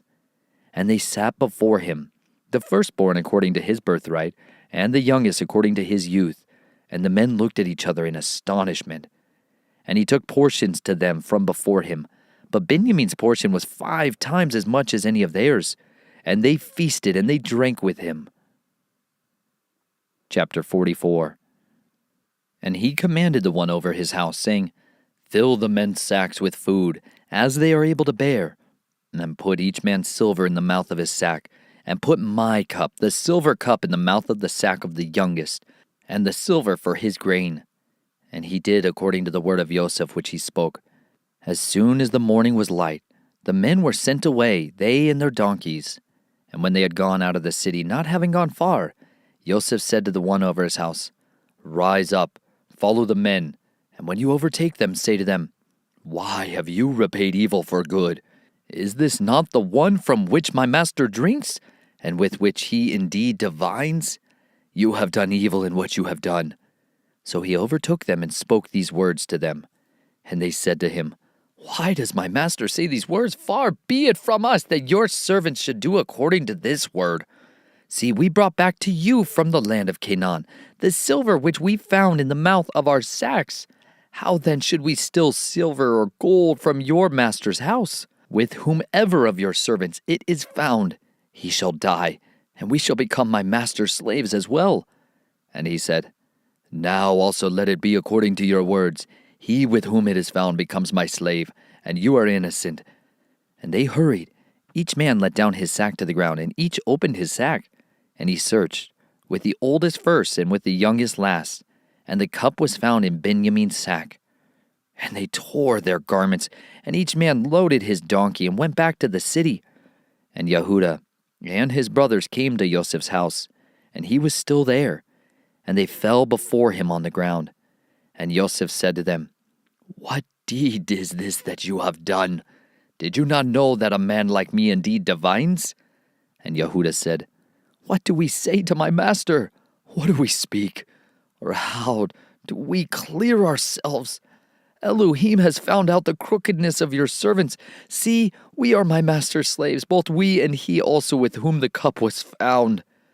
But he said, "Far be it from me to do this. The man in whose hand the cup was found, he becomes my slave, and you go up in peace to your father." And Yehudah came near to him and said, "Oh, my master, please, let your servant speak a word in my master's hearing, and do not let your displeasure burn against your servant, for you are like Pharaoh." My master asked his servant, saying, "Have you a father or a brother?" And we said to my master, "We have a father, an old man, and a young child of his old age, and his brother is dead, and he alone is left of his mother's children, and his father loves him. And you said to your servants, 'Bring him down to me, and let me set my eyes on him.' And we said to my master, 'The boy is not able to leave his father, for if he leaves his father shall die.' But you said to your servants, 'Unless your youngest brother comes down with you, you do not see my face again.' And it came to be when we went to your servant my father, that we told him the words of my master. And our father said, 'Go back and buy us a little food.' But we said, 'We are not able to go down, if our youngest brother is with us. Then we shall go down, for we are not able to see the man's face unless our youngest brother is with us.' Then your servant my father said to us, 'You know that my wife bore me 2 sons, and the one went out from me. And I said, Truly he is torn to pieces, and I have not seen him since. And if you take this one from me too, and harm comes to him, you shall bring down my gray hair with evil to Sheol. And now if I come to your servant my father, and the boy is not with us, since his own life is bound up in his life, then it shall be when he sees that the boy is not with us, that he shall die. So your servant shall bring down the gray hair of your servant our father with evil to Sheol. For your servant went guarantee for the boy to my father, saying, If I do not bring him back to you, then I shall be a sinner before my father forever. And now please, let your servant remain instead of the boy as a slave to my master, and let the boy go up with his brothers. For how do I go up to my father if the boy is not with me? Lest I see the evil that would come upon my father." Chapter 45. And Joseph was unable to restrain himself before all those who stood by him, and he called out, "Have everyone go out from me." So no one stood with him while Joseph made himself known to his brothers. And he wept aloud, and the Mitzrites and the house of Pharaoh heard it. And Joseph said to his brothers, "I am Joseph. Is my father still alive?" But his brothers were unable to answer him, for they trembled before him. Then Joseph said to his brothers, "Please come near to me." And when they came near, he said, "I am Joseph, your brother, whom you sold into Mitzrayim. And now do not be grieved nor displeased with yourselves, because you sold me here. For Elohim sent me before you to preserve life. For 2 years now the scarcity of food has been in the land, and there are still 5 years in which there is neither plowing nor harvesting. And Elohim sent me before you to preserve for you a remnant in the earth, and to give life to you by a great escape. So then you did not send me here, but Elohim, and he has set me for a father to Pharaoh, and master of all his house, and a ruler throughout all the land of Mitzrayim. Hurry, and go up to my father, and say to him, Thus says your son Joseph, Elohim has made me master of all Mitzrayim. Come down to me, do not delay. And you shall dwell in the land of Goshen, and be near to me, you and your children, your children's children, your flocks and your herds, and all that you have. And I shall provide for you there, lest you and your household and all that you have come to poverty, because 5 years of scarcity of food are still to come. And look, your eyes and the eyes of my brother Benjamin see that it is my mouth that speaks to you.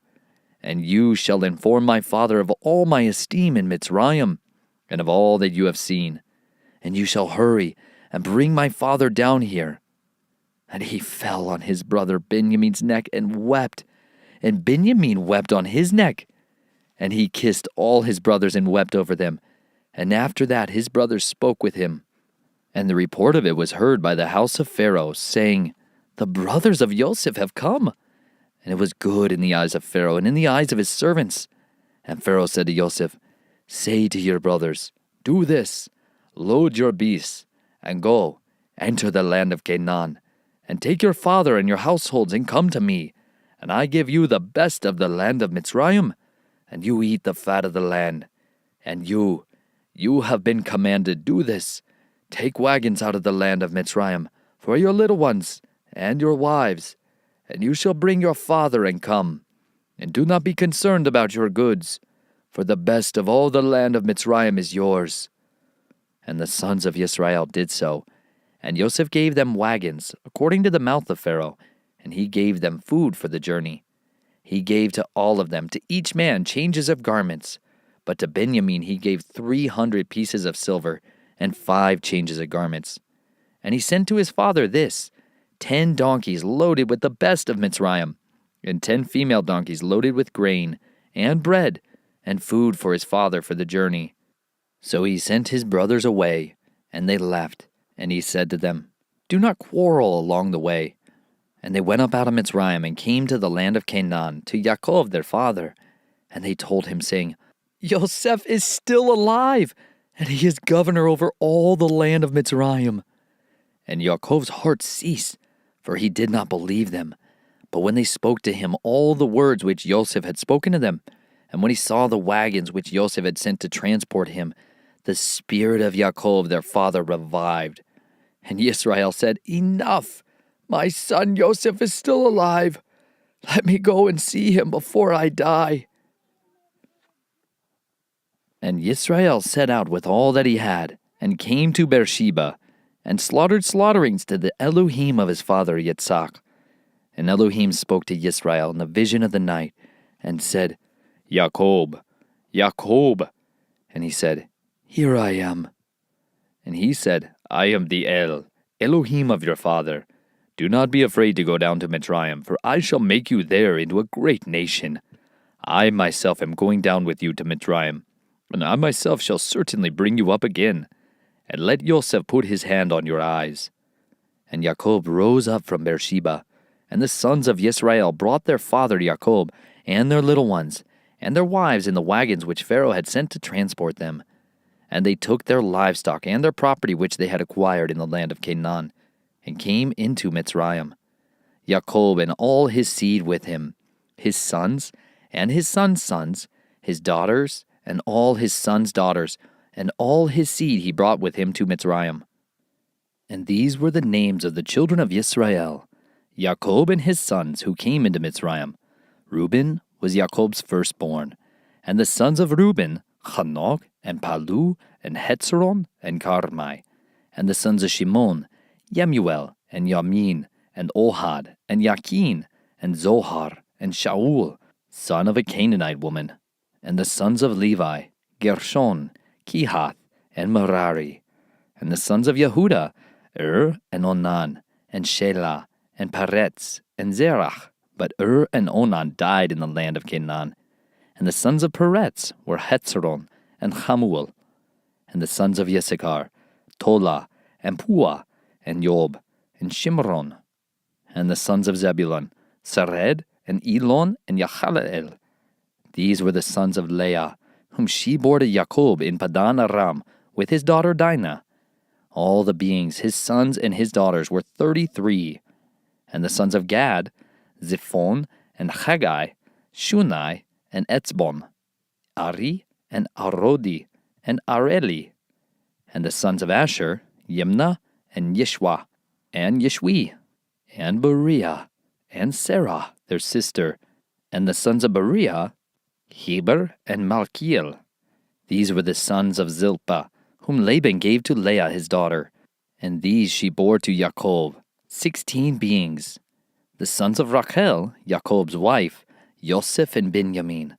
And to Joseph in the land of Mitzrayim were born Manasseh and Ephraim, whom Asenath, the daughter of Potipherah, priest of On, bore to him. And the sons of Benjamin, Bela and Becher, and Ashbel, Gera, and Naaman, Ichi, and Rosh, Mupim, and Hupim, and Ard. These were the sons of Rachel, who were born to Jacob, 14 beings in all. And the sons of Dan, Hushim. And the sons of Naphtali, Yachatzel, and Guni, and Yetzer, and Shillem. These were the sons of Bilhah, whom Laban gave to Rachel his daughter. And she bore these to Yaakov, 7 beings in all. All the beings who went with Yaakov to Mitzrayim, who came from his body, beside Yaakov's sons' wives, were 66 beings in all. And the sons of Yosef, who were born to him in Mitzrayim, were 2 beings. All the beings of the house of Yaakov, who went to Mitzrayim, were 70. And he sent Yehudah before him to Yosef, to point out before him the way to Goshen.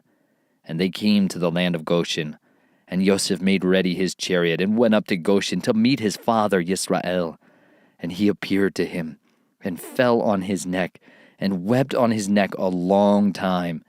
And Yisrael said to Yosef, Now let me die, since I have seen your face, that you are still alive. And Yosef said to his brothers, and to his father's household, I am going up to inform Pharaoh, and say to him, My brothers and those of my father's house, who were in the land of Canaan, have come to me. And the men are shepherds, that they have been men of livestock. And they have brought their flocks and their herds and all that they have. And it shall be that when Pharaoh calls you and says, What is your occupation? Then you shall say, Your servants have been men of livestock, and from our youth even till now, both we and also our fathers, so that you dwell in the land of Goshen. For every shepherd is an abomination to the Mitzrites. Chapter 47. Then Yosef went and spoke to Pharaoh and said, My father and my brothers, their flocks and their herds, and all that they possess have come from the land of Canaan, and see, they are in the land of Goshen. And he took 5 men from among his brothers and presented them to Pharaoh. And Pharaoh said to his brothers, What is your occupation?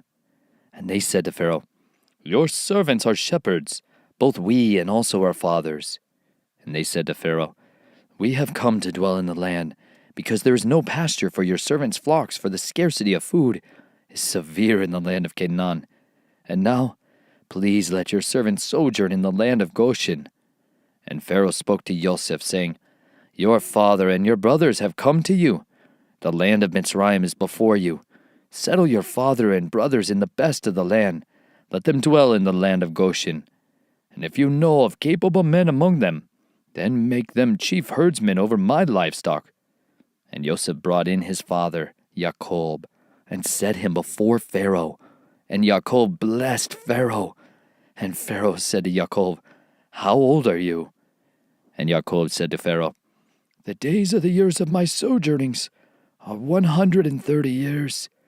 Few and evil have been the days of the years of my life, and they have not reached the days of the years of the life of my fathers in the days of their sojournings. And Yaakov blessed Pharaoh, and went out from before Pharaoh. So Yosef settled his father and his brothers, and gave them a possession in the land of Mitzrayim, in the best of the land, in the land of Ramses, as Pharaoh had commanded. And Yosef provided his father and his brothers, and all his father's household, with bread for the mouth of the little ones. Now there was no bread in all the land, because the scarcity of food was very severe. And the land of Mitzrayim and all the land of Canaan became exhausted from the scarcity of food. And Yosef gathered up all the silver that was found in the land of Mitzrayim, and in the land of Canaan, for the grain which they bought. And Yosef brought the silver into Pharaoh's house. And when the silver was all spent in the land of Mitzrayim, and in the land of Canaan, all the Mitzrites came to Yosef and said, Give us bread, for why should we die in your presence? For the silver's gone. And Yosef said, Give your livestock, and I give you bread for your livestock, if the silver is gone. So they brought their livestock to Yosef, and Yosef gave them bread in exchange for the horses, and for the flocks they owned, and for the herds they owned, and for the donkeys. Thus he fed them with bread in exchange for all their livestock that year. And when that year had ended, they came to him the next year and said to him, We do not hide from my master that our silver is all spent, and my master also has the livestock we owned.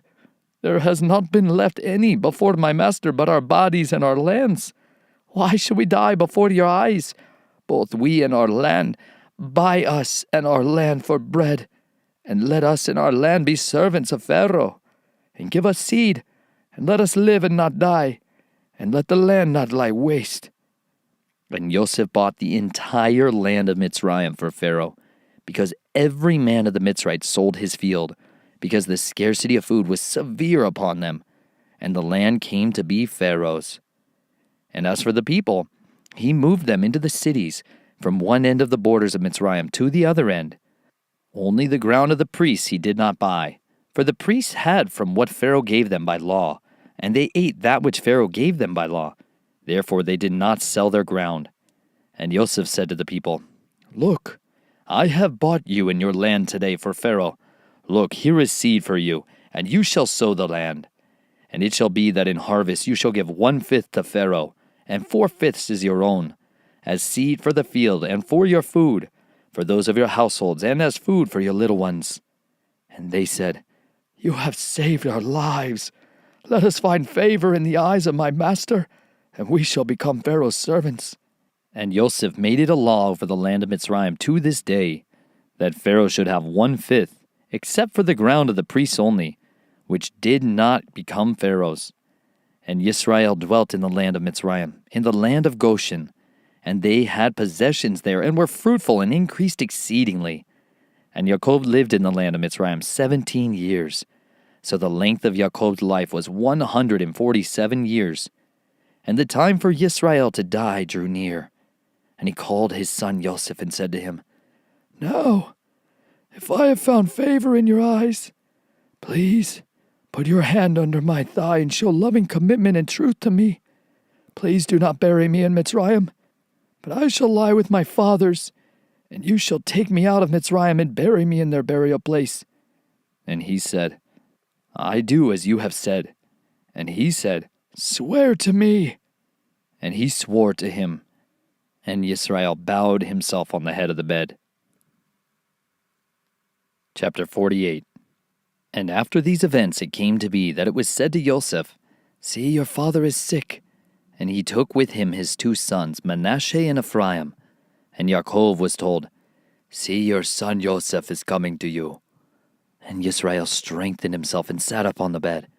And Yaakov said to Joseph, El Shaddai appeared to me at Luz, in the land of Canaan, and blessed me, and said to me, "See, I am making you fruitful, and shall increase you and make of you an assembly of peoples, and give this land to your seed after you, as an everlasting possession. And now your 2 sons, Ephraim and Manasseh, who were born to you in the land of Mitzrayim, before I came to you in Mitzrayim, are mine. As Reuben and Shimon, they are mine. Your offspring, whom you shall bring forth after them, are yours, and let them be called by the name of their brothers in their inheritance. And I, when I came from Padan, Rachel died beside me in the land of Canaan on the way. There was but a little distance to go to Ephrath, and I buried her on the way to Ephrath, that is Bethlehem." And Israel saw Joseph's sons and said, "Who are these?" And Joseph said to his father, "They are my sons, whom Elohim has given me in this place." And he said, "Please bring them to me and let me bless them." And the eyes of Israel were dim with age, and he was unable to see. And he drew them near him, and he kissed them and embraced them. And Israel said to Joseph, "I had not thought to see your face, but see, Elohim has also shown me your seed." So Joseph brought them from between his knees, and he bowed down with his face to the earth. And Joseph took them both, Ephraim with his right hand toward Yisrael's left hand, and Manasseh with his left hand toward Yisrael's right hand. And he brought them near. And Yisrael stretched out his right hand and laid it on Ephraim's head, who was the younger, and his left hand on Manasseh's head, consciously directing his hands, for Manasseh was the firstborn. And he blessed Joseph and said, "The Elohim before whom my fathers Abraham and Yitzhak walked, the Elohim who has fed me all my life long to this day, the messenger who has redeemed me from all evil, bless the youths, and let my name be called upon them, and the name of my fathers Abraham and Yitzhak, and let them increase to a multitude in the midst of the earth. And when Joseph saw that his father laid his right hand on the head of Ephraim, it was evil in his eyes, and he took hold of his father's hand to remove it from the head of Ephraim to the head of Manasseh. And Joseph said to his father, "Not so, my father, for this one is the firstborn. Put your right hand on his head." But his father refused and said, "I know, my son, I know. He also becomes a people, and he also is great. And yet his younger brother is greater than he, and his seed is to become the completeness of the nations."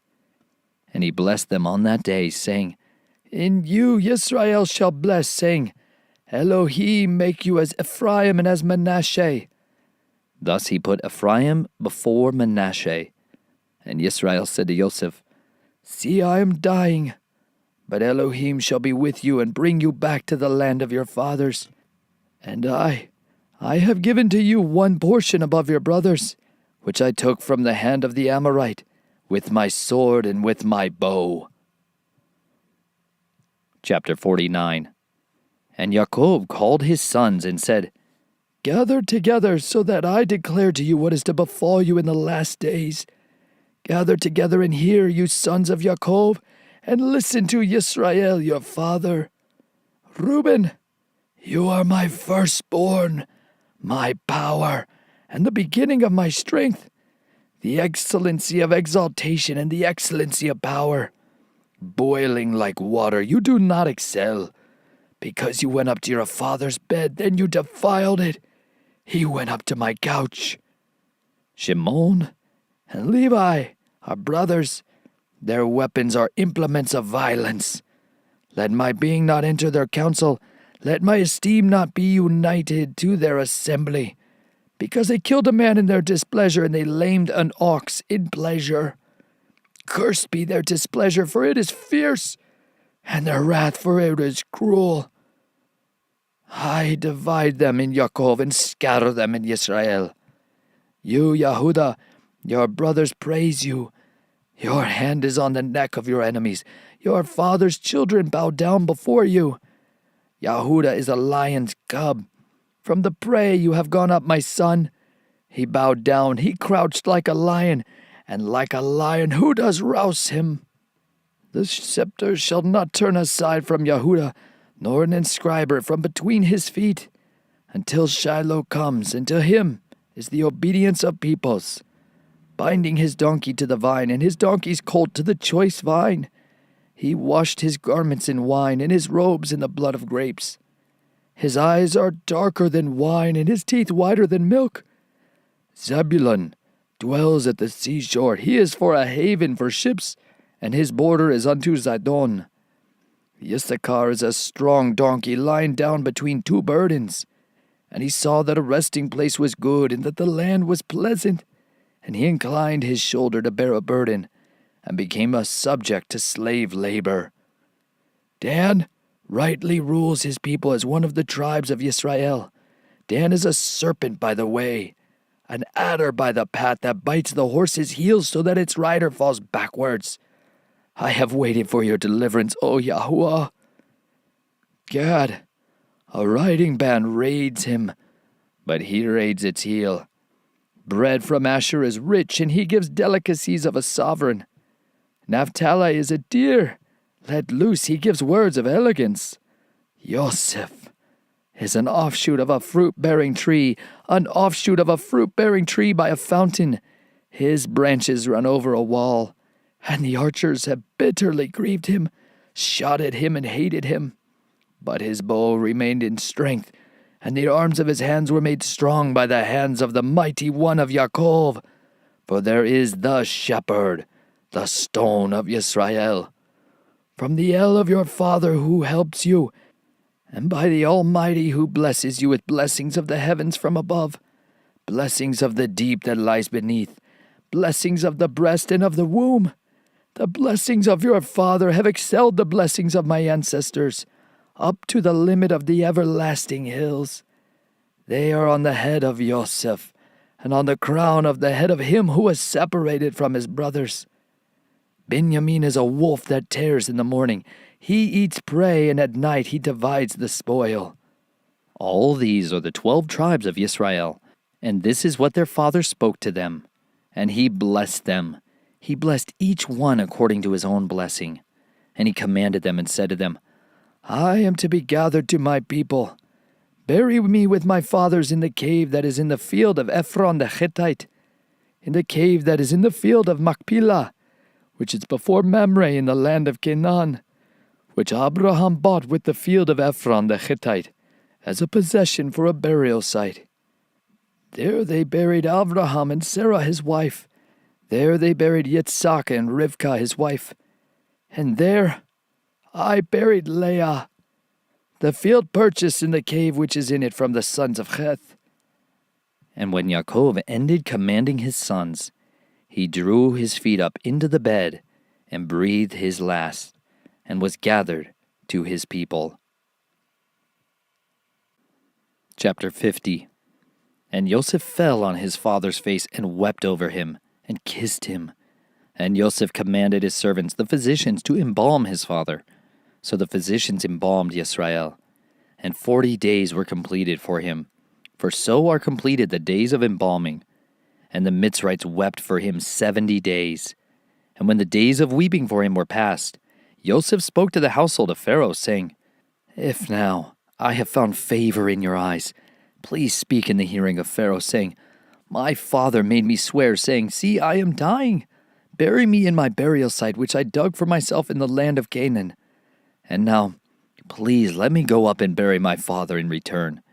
And Pharaoh said, Go up and bury your father as he made you swear. And Joseph went up to bury his father, and with him went all the servants of Pharaoh, the elders of his house, and all the elders of the land of Mitzrayim, and all the house of Yosef, and his brothers and his father's house. Only their little ones and their flocks and their herds they left in the land of Goshen.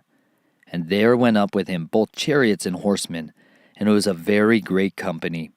And they came to the threshing floor of Atad, which is beyond the Yarden, and they lamented there with a great and very heavy lamentation. And he performed 7 days of mourning for his father. And when the inhabitants of the land, the Canaanites, saw the mourning at the threshing floor of Atad, they said, This is a grievous mourning for the Mitzrites. That is why its name was called Abel Mitzrayim, which is beyond the Yarden.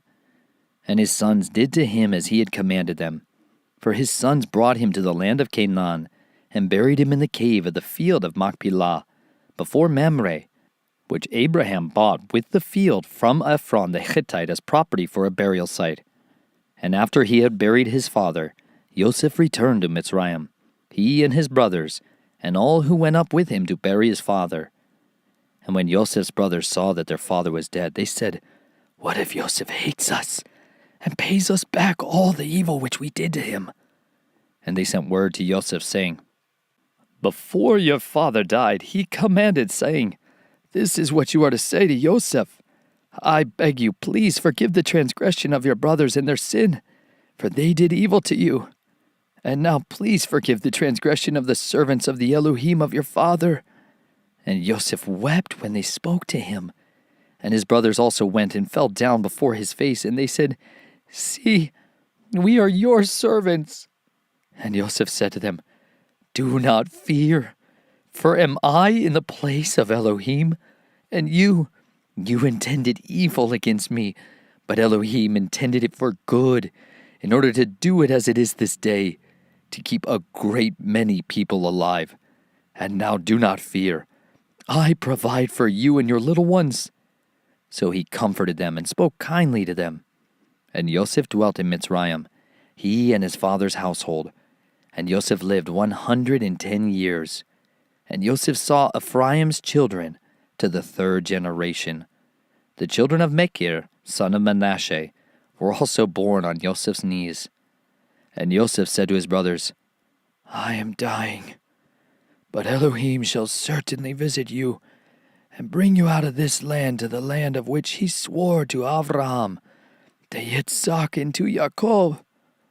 And Joseph made the children of Israel swear, saying, Elohim shall certainly visit you, and you shall bring up my bones from here.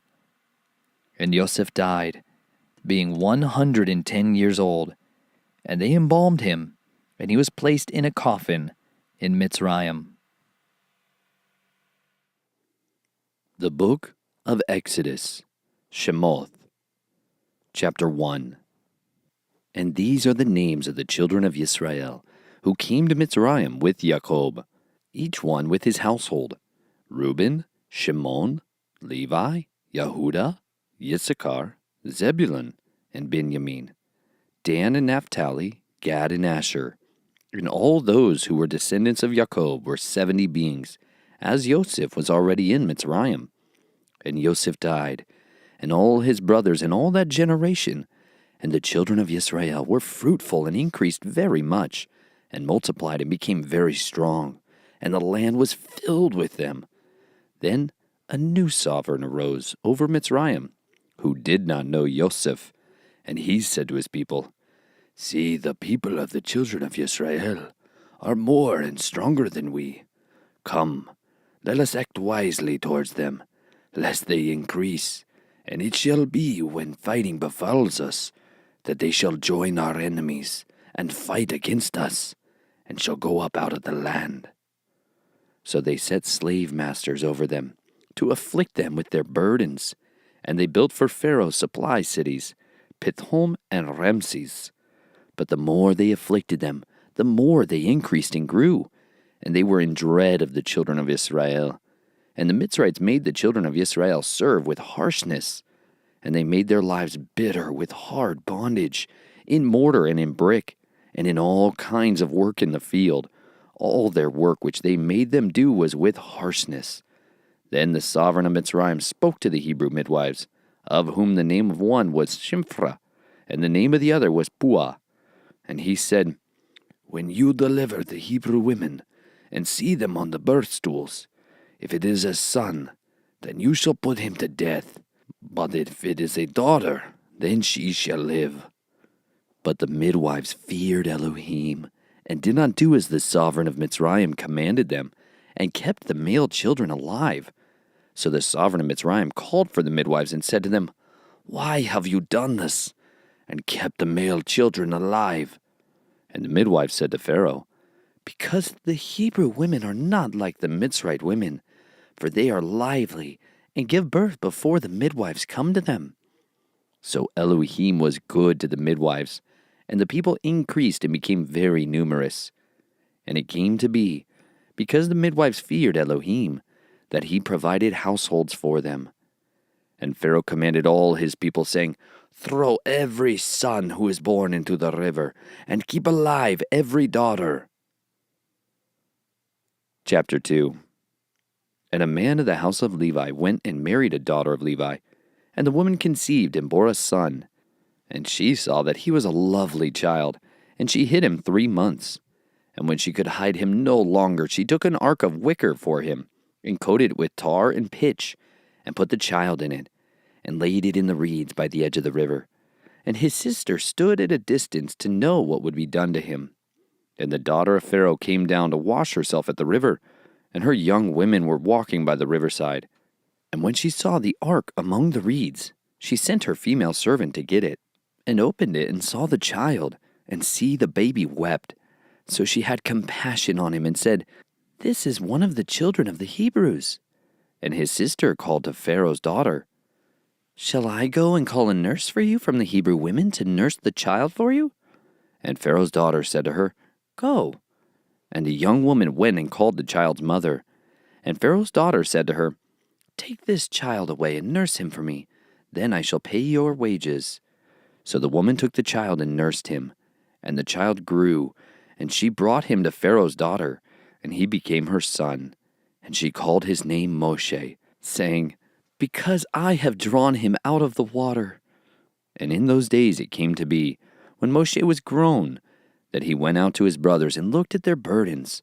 And he saw a Mitzrite striking a Hebrew, one of his brothers.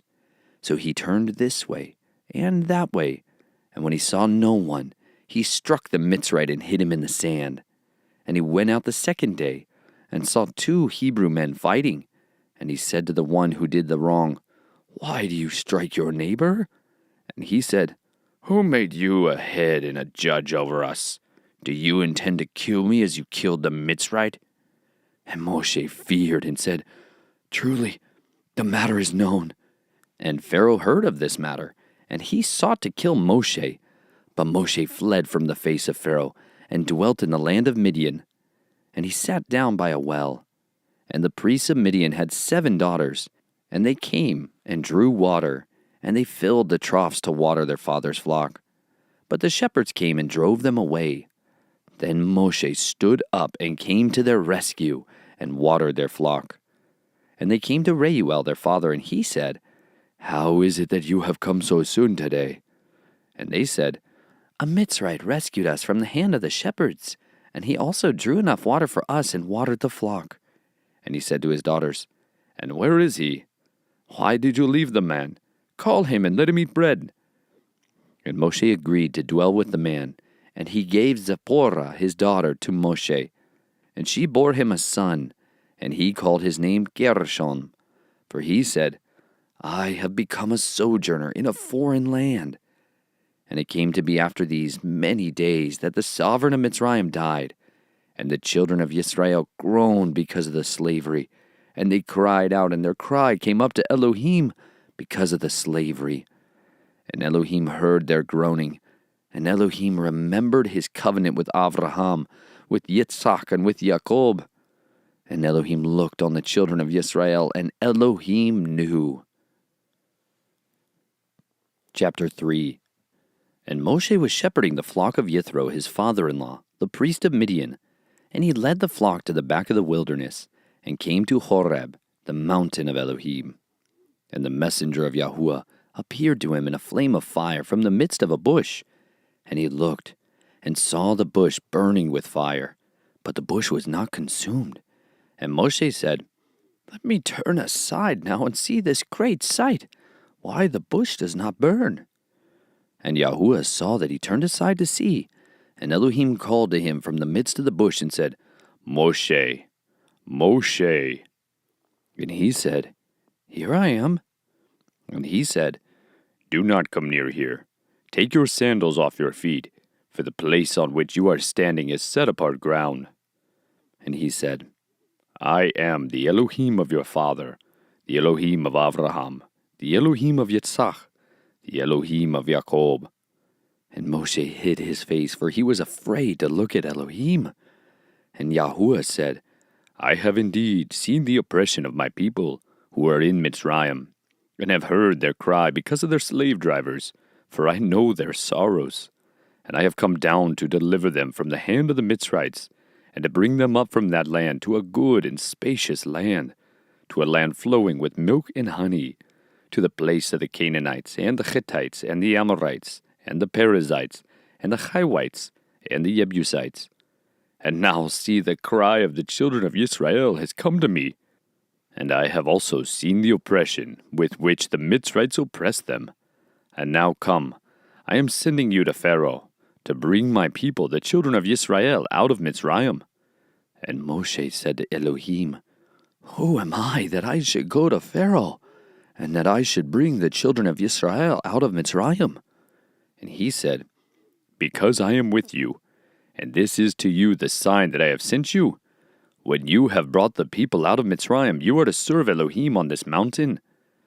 And Moshe said to Elohim, "See, when I come to the children of Israel, and say to them, 'The Elohim of your fathers has sent me to you,' and they say to me, 'What is his name?'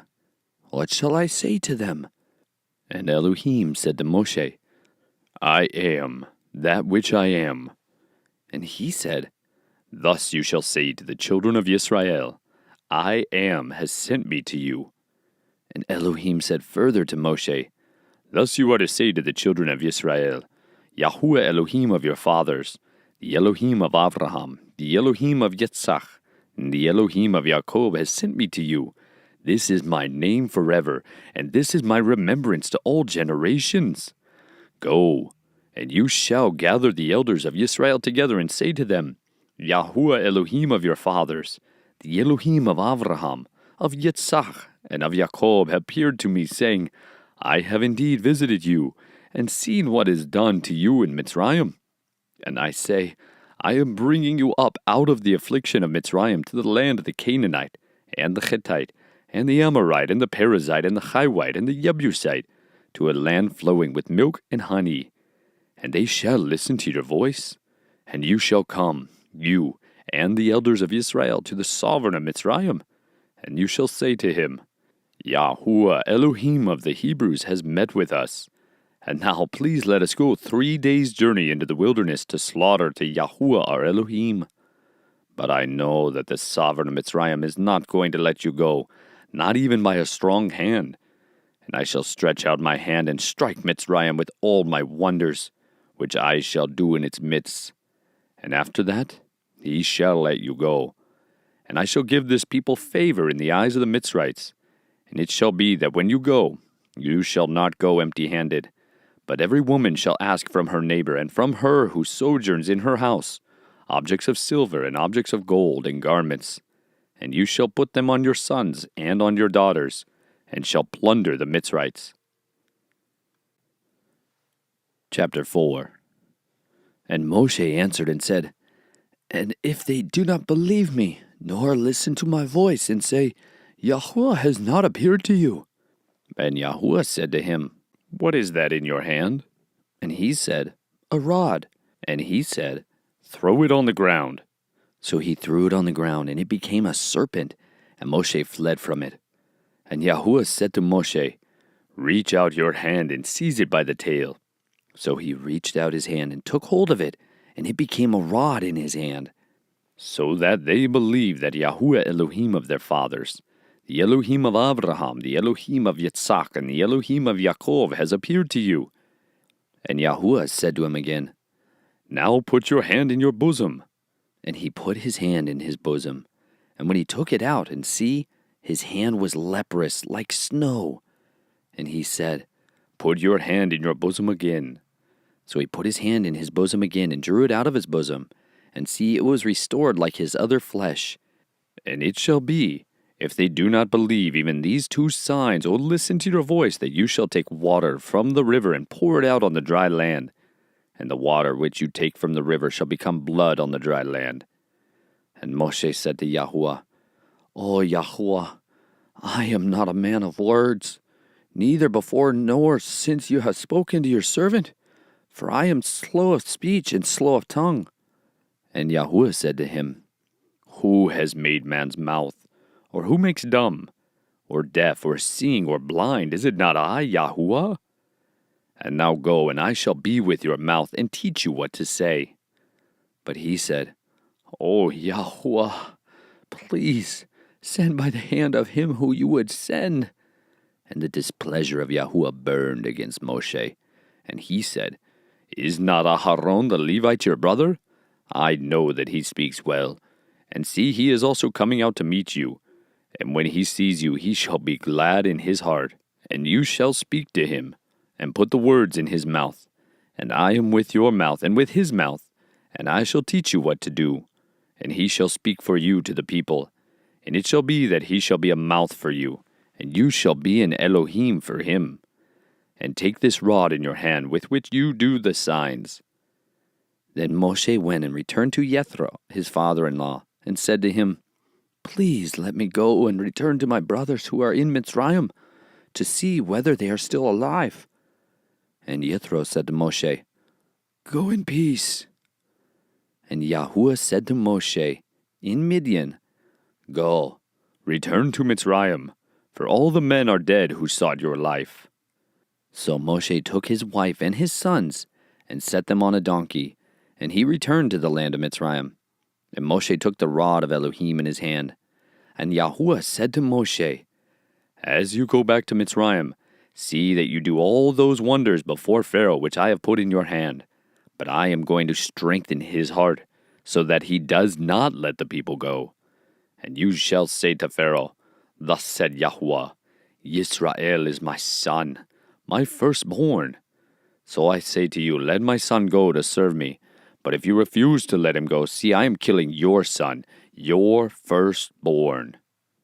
And it came to be on the way in the lodging place that Yahuwah met him and sought to kill him.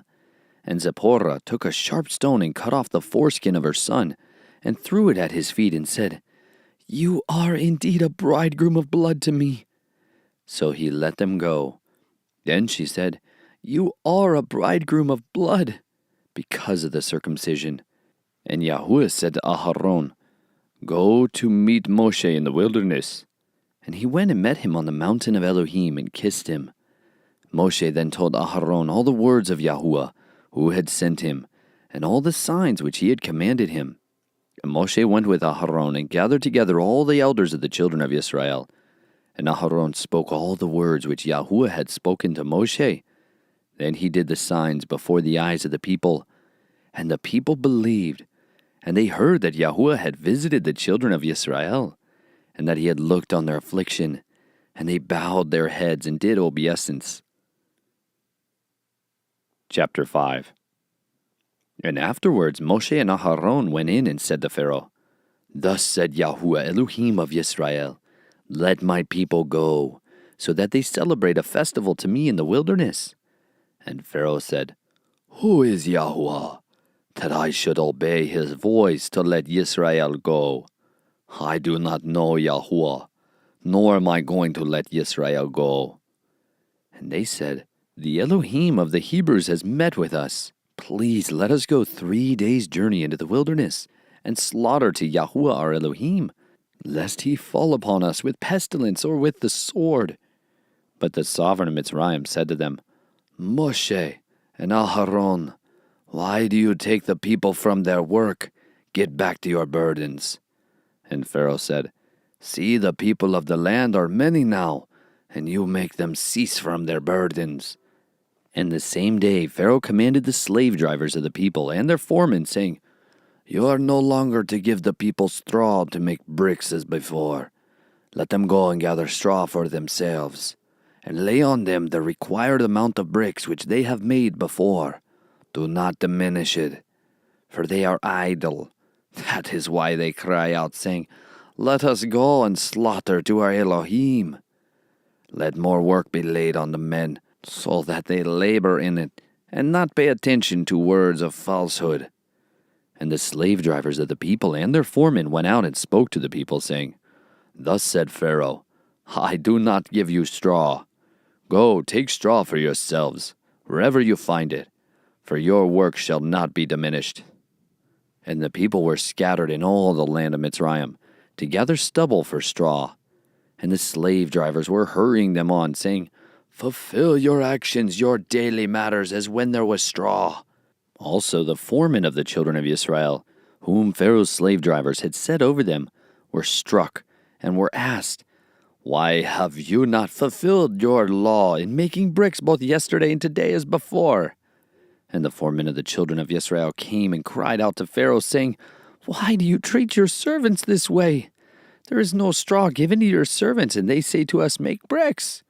And see, your servants are struck, but your own people are at fault. But he said, You are idle. You are idle. That is why you say, Let us go and slaughter to Yahuwah. So now go, work, and straw is not given to you, but deliver the amount of bricks. And the foremen of the children of Israel saw that they were in trouble after it was said, You are not to diminish your daily amount of bricks. And when they came out from Pharaoh, they met Moshe and Aharon, who stood there to meet them. And they said to them, Let Yahuwah look on you and judge, because you have made us loathsome in the eyes of Pharaoh, and in the eyes of his servants to give a sword in their hand to kill us. And Moshe returned to Yahuwah and said, Yahuwah, why have you done evil to this people? And why did you send me? For ever since I came to Pharaoh to speak in your name, he has done evil to this people, and you have not delivered your people at all. Chapter 6. And Yahuwah said to Moshe, Now see what I do to Pharaoh, for with a strong hand he is going to let them go, and with a strong hand he is going to drive them out of his land. And Elohim spoke to Moshe and said to him, I am Yahuwah, and I appeared to Abraham, to Yitzhak, and to Jacob as El Shaddai. And by my name, Yahuwah, was I not known to them? And I also established my covenant with them, to give them the land of Canaan, the land of their sojournings, in which they have sojourned. And I have also heard the groanings of the children of Israel, whom the Mitzrites are enslaving, and I have remembered my covenant. Say therefore to the children of Israel, I am Yahuwah, and I shall bring you out from under the burdens of the Mitzrites, and shall deliver you from their enslaving, and shall redeem you with an outstretched arm and with great judgments, and shall take you as my people, and I shall be your Elohim. And you shall know that I am Yahuwah your Elohim, who is bringing you out from under the burdens of the Mitzrites. And I shall bring you into the land which I swore to give to Abraham, to Yitzchak, and to Yaakov, to give it to you as an inheritance. I am Yahuwah.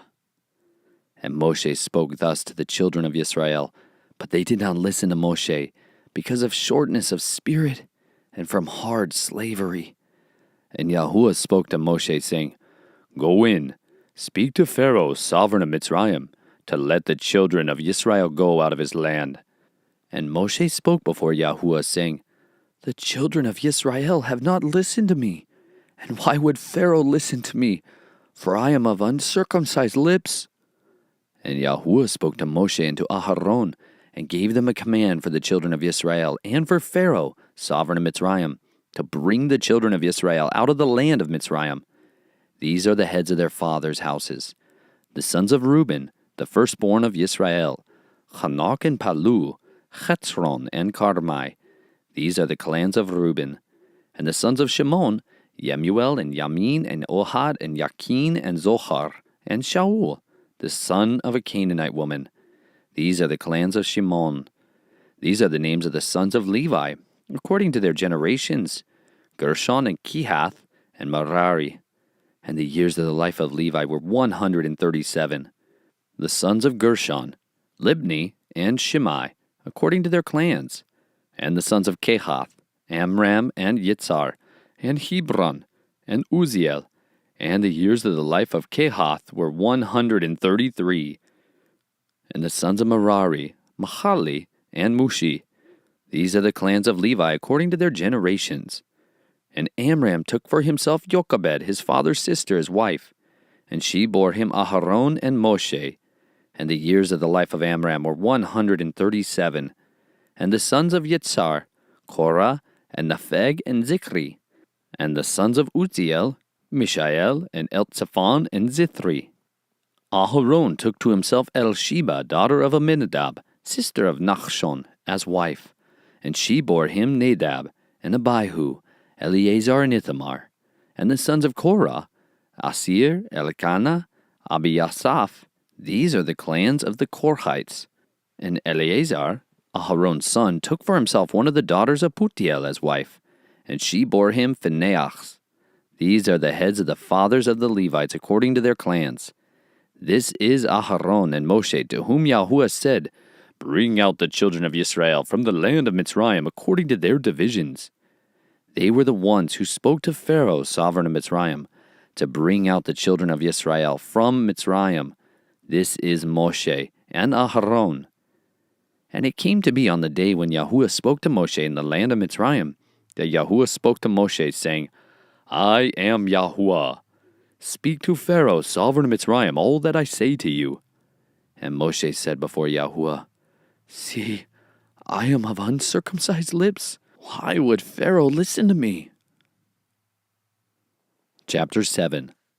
So Yahuwah said to Moshe, See, I have made you an Elohim to Pharaoh, and Aharon your brother is your prophet. You shall speak all that I command you, and Aharon your brother shall speak to Pharaoh, to let the children of Israel go out of his land. But I am going to harden the heart of Pharaoh, and shall increase my signs and my wonders in the land of Mitzrayim. And Pharaoh is not going to listen to you. And I shall lay my hand on Mitzrayim, and I shall bring the children of Israel out from among them. And Moshe and Aharon did as Yahuwah commanded them. So they did. Now Moshe was 80 years old, and Aharon 83 years old when they spoke to Pharaoh. And Yahuwah spoke to Moshe and to Aharon, saying, When Pharaoh speaks to you, saying, Show a miracle for yourselves, then you shall say to Aharon, Take your rod and throw it before Pharaoh, and let it become a serpent. So Moshe and Aharon went into Pharaoh, and they did so, as Yahuwah commanded. And Aharon threw his rod before Pharaoh, and before his servants, and it became a serpent. But Pharaoh also called the wise men and the practicers of witchcraft, And they, the magicians of Mitzrayim, also did so with their magic. And they each one threw down his rod, and they became serpents. But the rod of Aharon swallowed up their rods.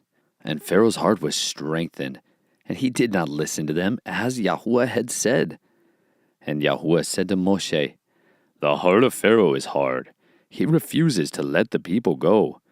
Go to Pharaoh in the morning, as he goes out to the water, and you shall stand by the river bank to meet him, and take in your hand the rod which was turned into a serpent. And you shall say to him, Yahuwah, the Elohim of the Hebrews, has sent me to you, saying, Let my people go, so that they serve me in the wilderness. But see, until now you have not listened. Thus said Yahuwah, By this you know that I am Yahuwah. See, I am striking the waters which are in the river with the rod that is in my hand, and they shall be turned to blood. And the fish in the river shall die, and the river shall stink, and the Mitzrites shall find it impossible to drink the water of the river." And Yahuwah spoke to Moshe, "Say to Aharon, Take your rod and stretch out your hand over the waters of Mitzrayim, over their streams, over their rivers, over their ponds, and over their pools of water, that they become blood. And there shall be blood in all the land of Mitzrayim, both in wooden and in stone containers."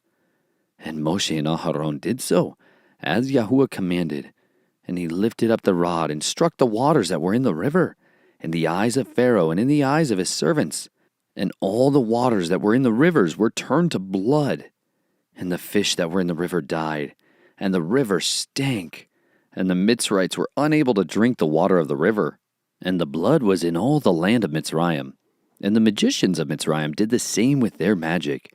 And the heart of Pharaoh was strengthened, and he did not listen to them, as Yahuwah had said. And Pharaoh turned and went into his house, and his heart was not moved by this either.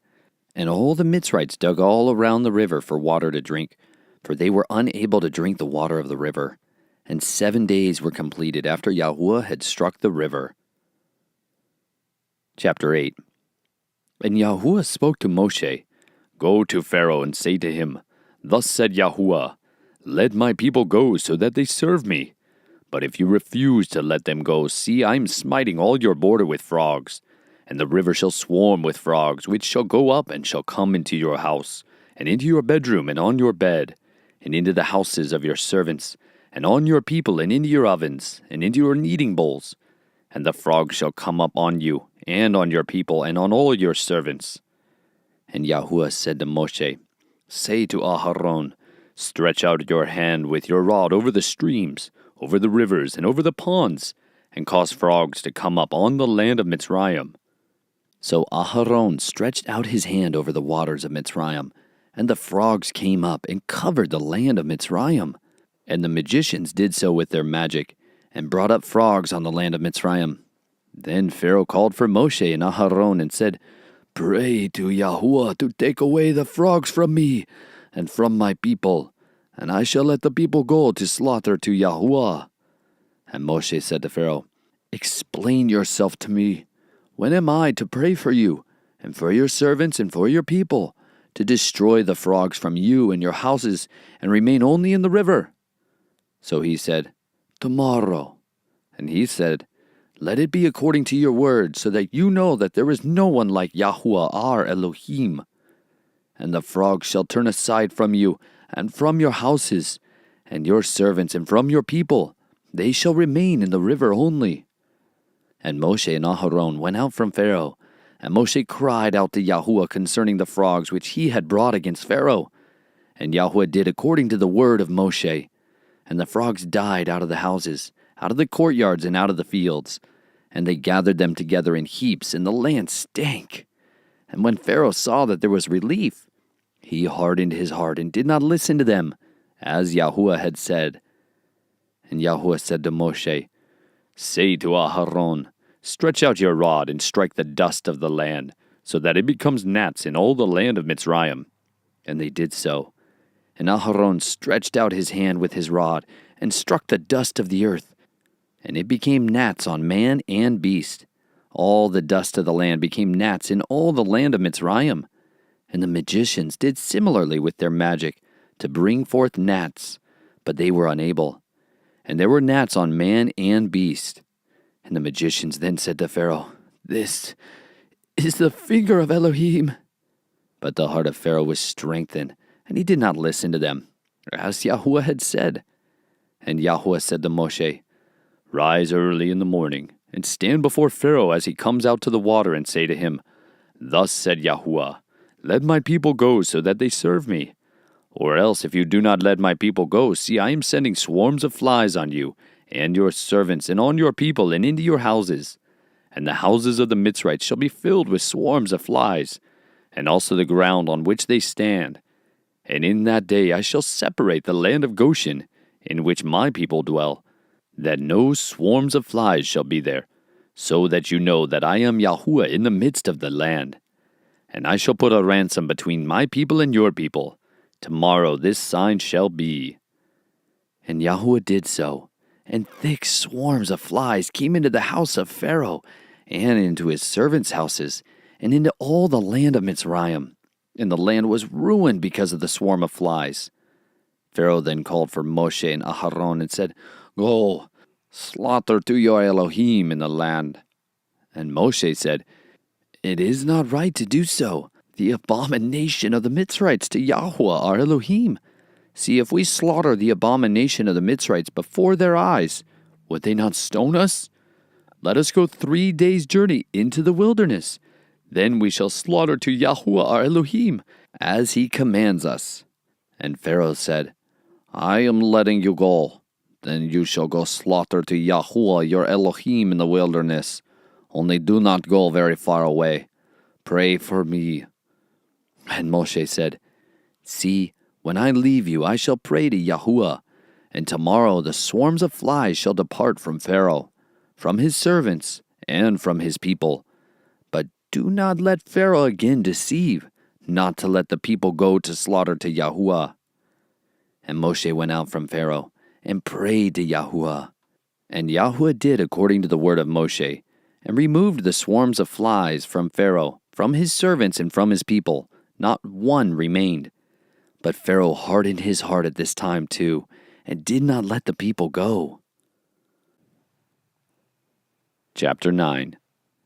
And Yahuwah said to Moshe, "Go in to Pharaoh and speak to him. Thus said Yahuwah Elohim of the Hebrews, Let my people go so that they serve me.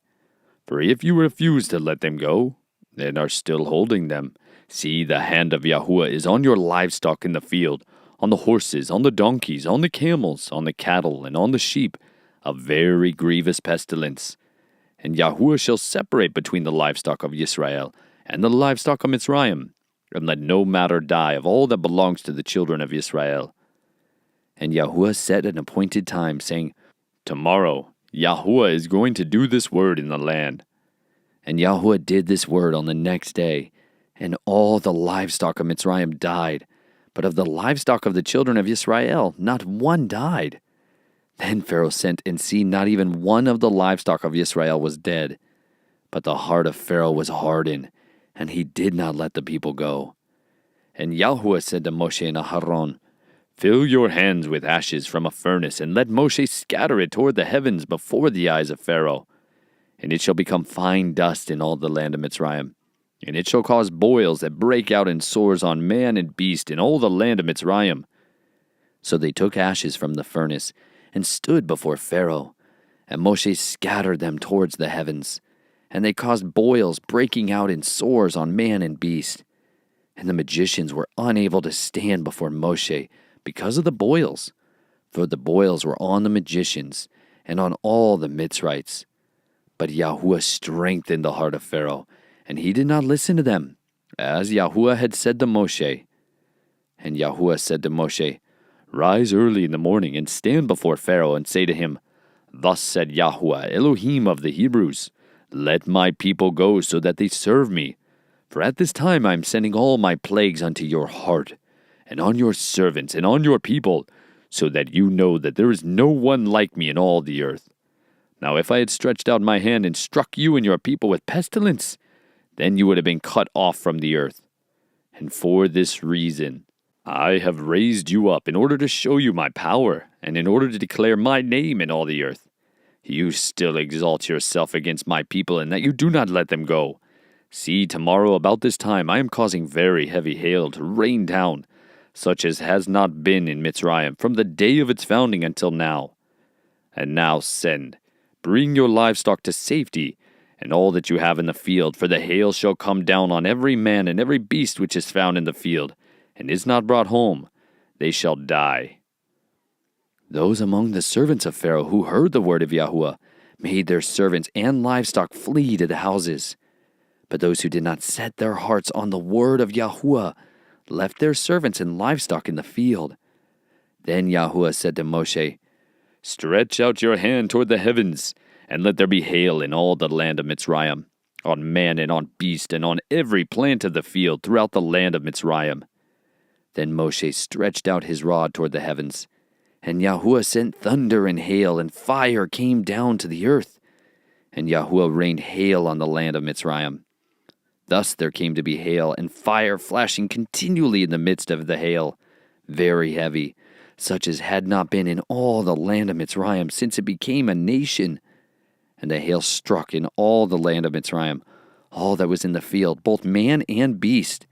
And the hail struck every plant of the field, and broke every tree of the field. Only in the land of Goshen, where the children of Israel were, there was no hail. Pharaoh then sent and called for Moshe and Aharon, and said to them, I have sinned this time. Yahuwah is righteous, and my people and I are wrong.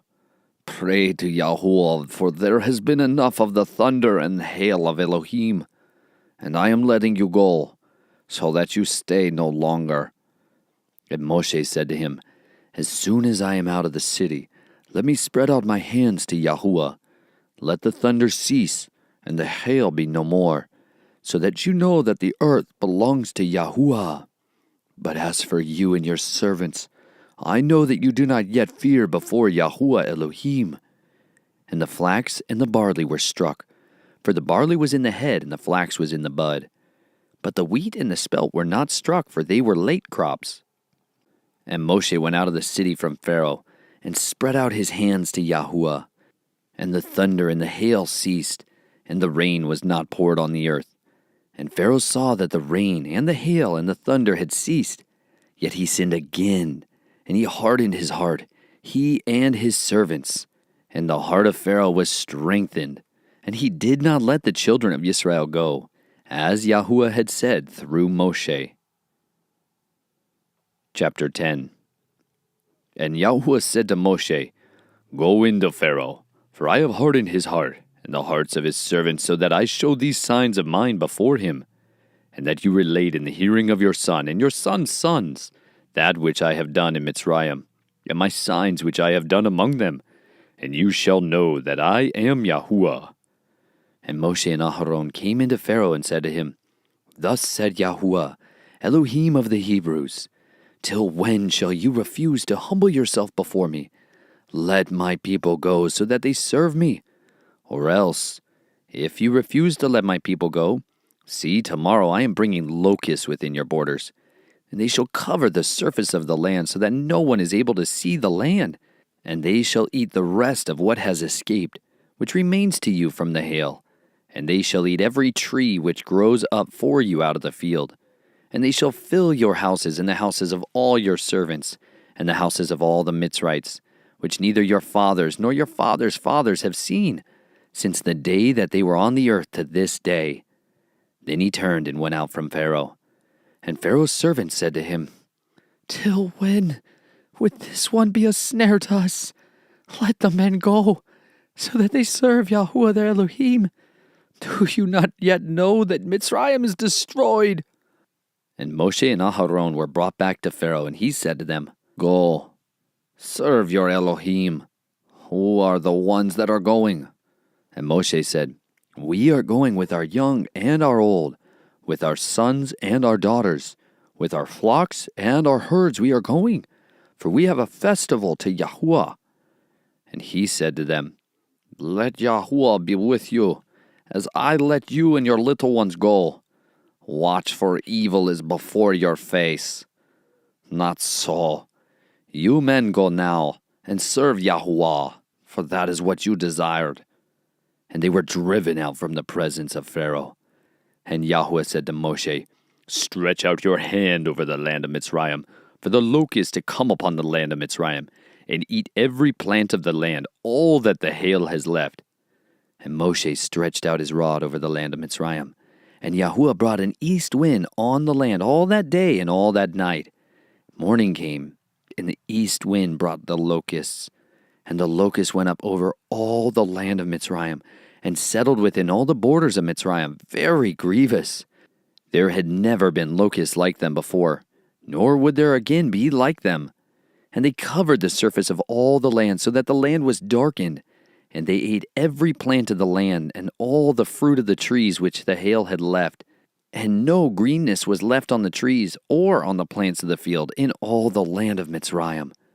Pharaoh then called for Moshe and Aharon in haste, and said, I have sinned against Yahuwah your Elohim, and against you. And now please, forgive my sin only this once, and pray to Yahuwah your Elohim, that he would only turn away this death from me. And he went out from Pharaoh, and prayed to Yahuwah. And Yahuwah turned a very strong west wind, which took the locusts away and blew them into the sea of reeds. Not one locust was left within all the border of Mitzrayim. However, Yahuwah strengthened the heart of Pharaoh, and he did not let the children of Israel go. And Yahuwah said to Moshe, Stretch out your hand toward the heavens, and let there be darkness over the land of Mitzrayim, even a darkness which is felt. And Moshe stretched out his hand toward the heavens, and there was thick darkness in all the land of Mitzrayim for 3 days. They did not see one another, nor did anyone rise from his place for 3 days, while all the children of Israel had light in their dwellings. And Pharaoh called to Moshe and said, Go, serve Yahuwah. Only leave your flocks and your herds behind. Let your little ones go with you too.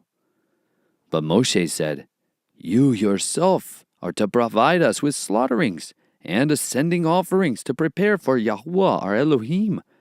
And our livestock are to go with us too. Not a hoof is to be left behind, for we have to take some of them to serve Yahuwah our Elohim. And we ourselves do not know with what we are to serve Yahuwah until we come there. However, Yahuwah strengthened the heart of Pharaoh, and he would not let them go. And Pharaoh said to him, Get away from me. Watch yourself and see my face no more, for in the day that you see my face, you die. And Moshe said, You have spoken rightly. Never again do I see your face.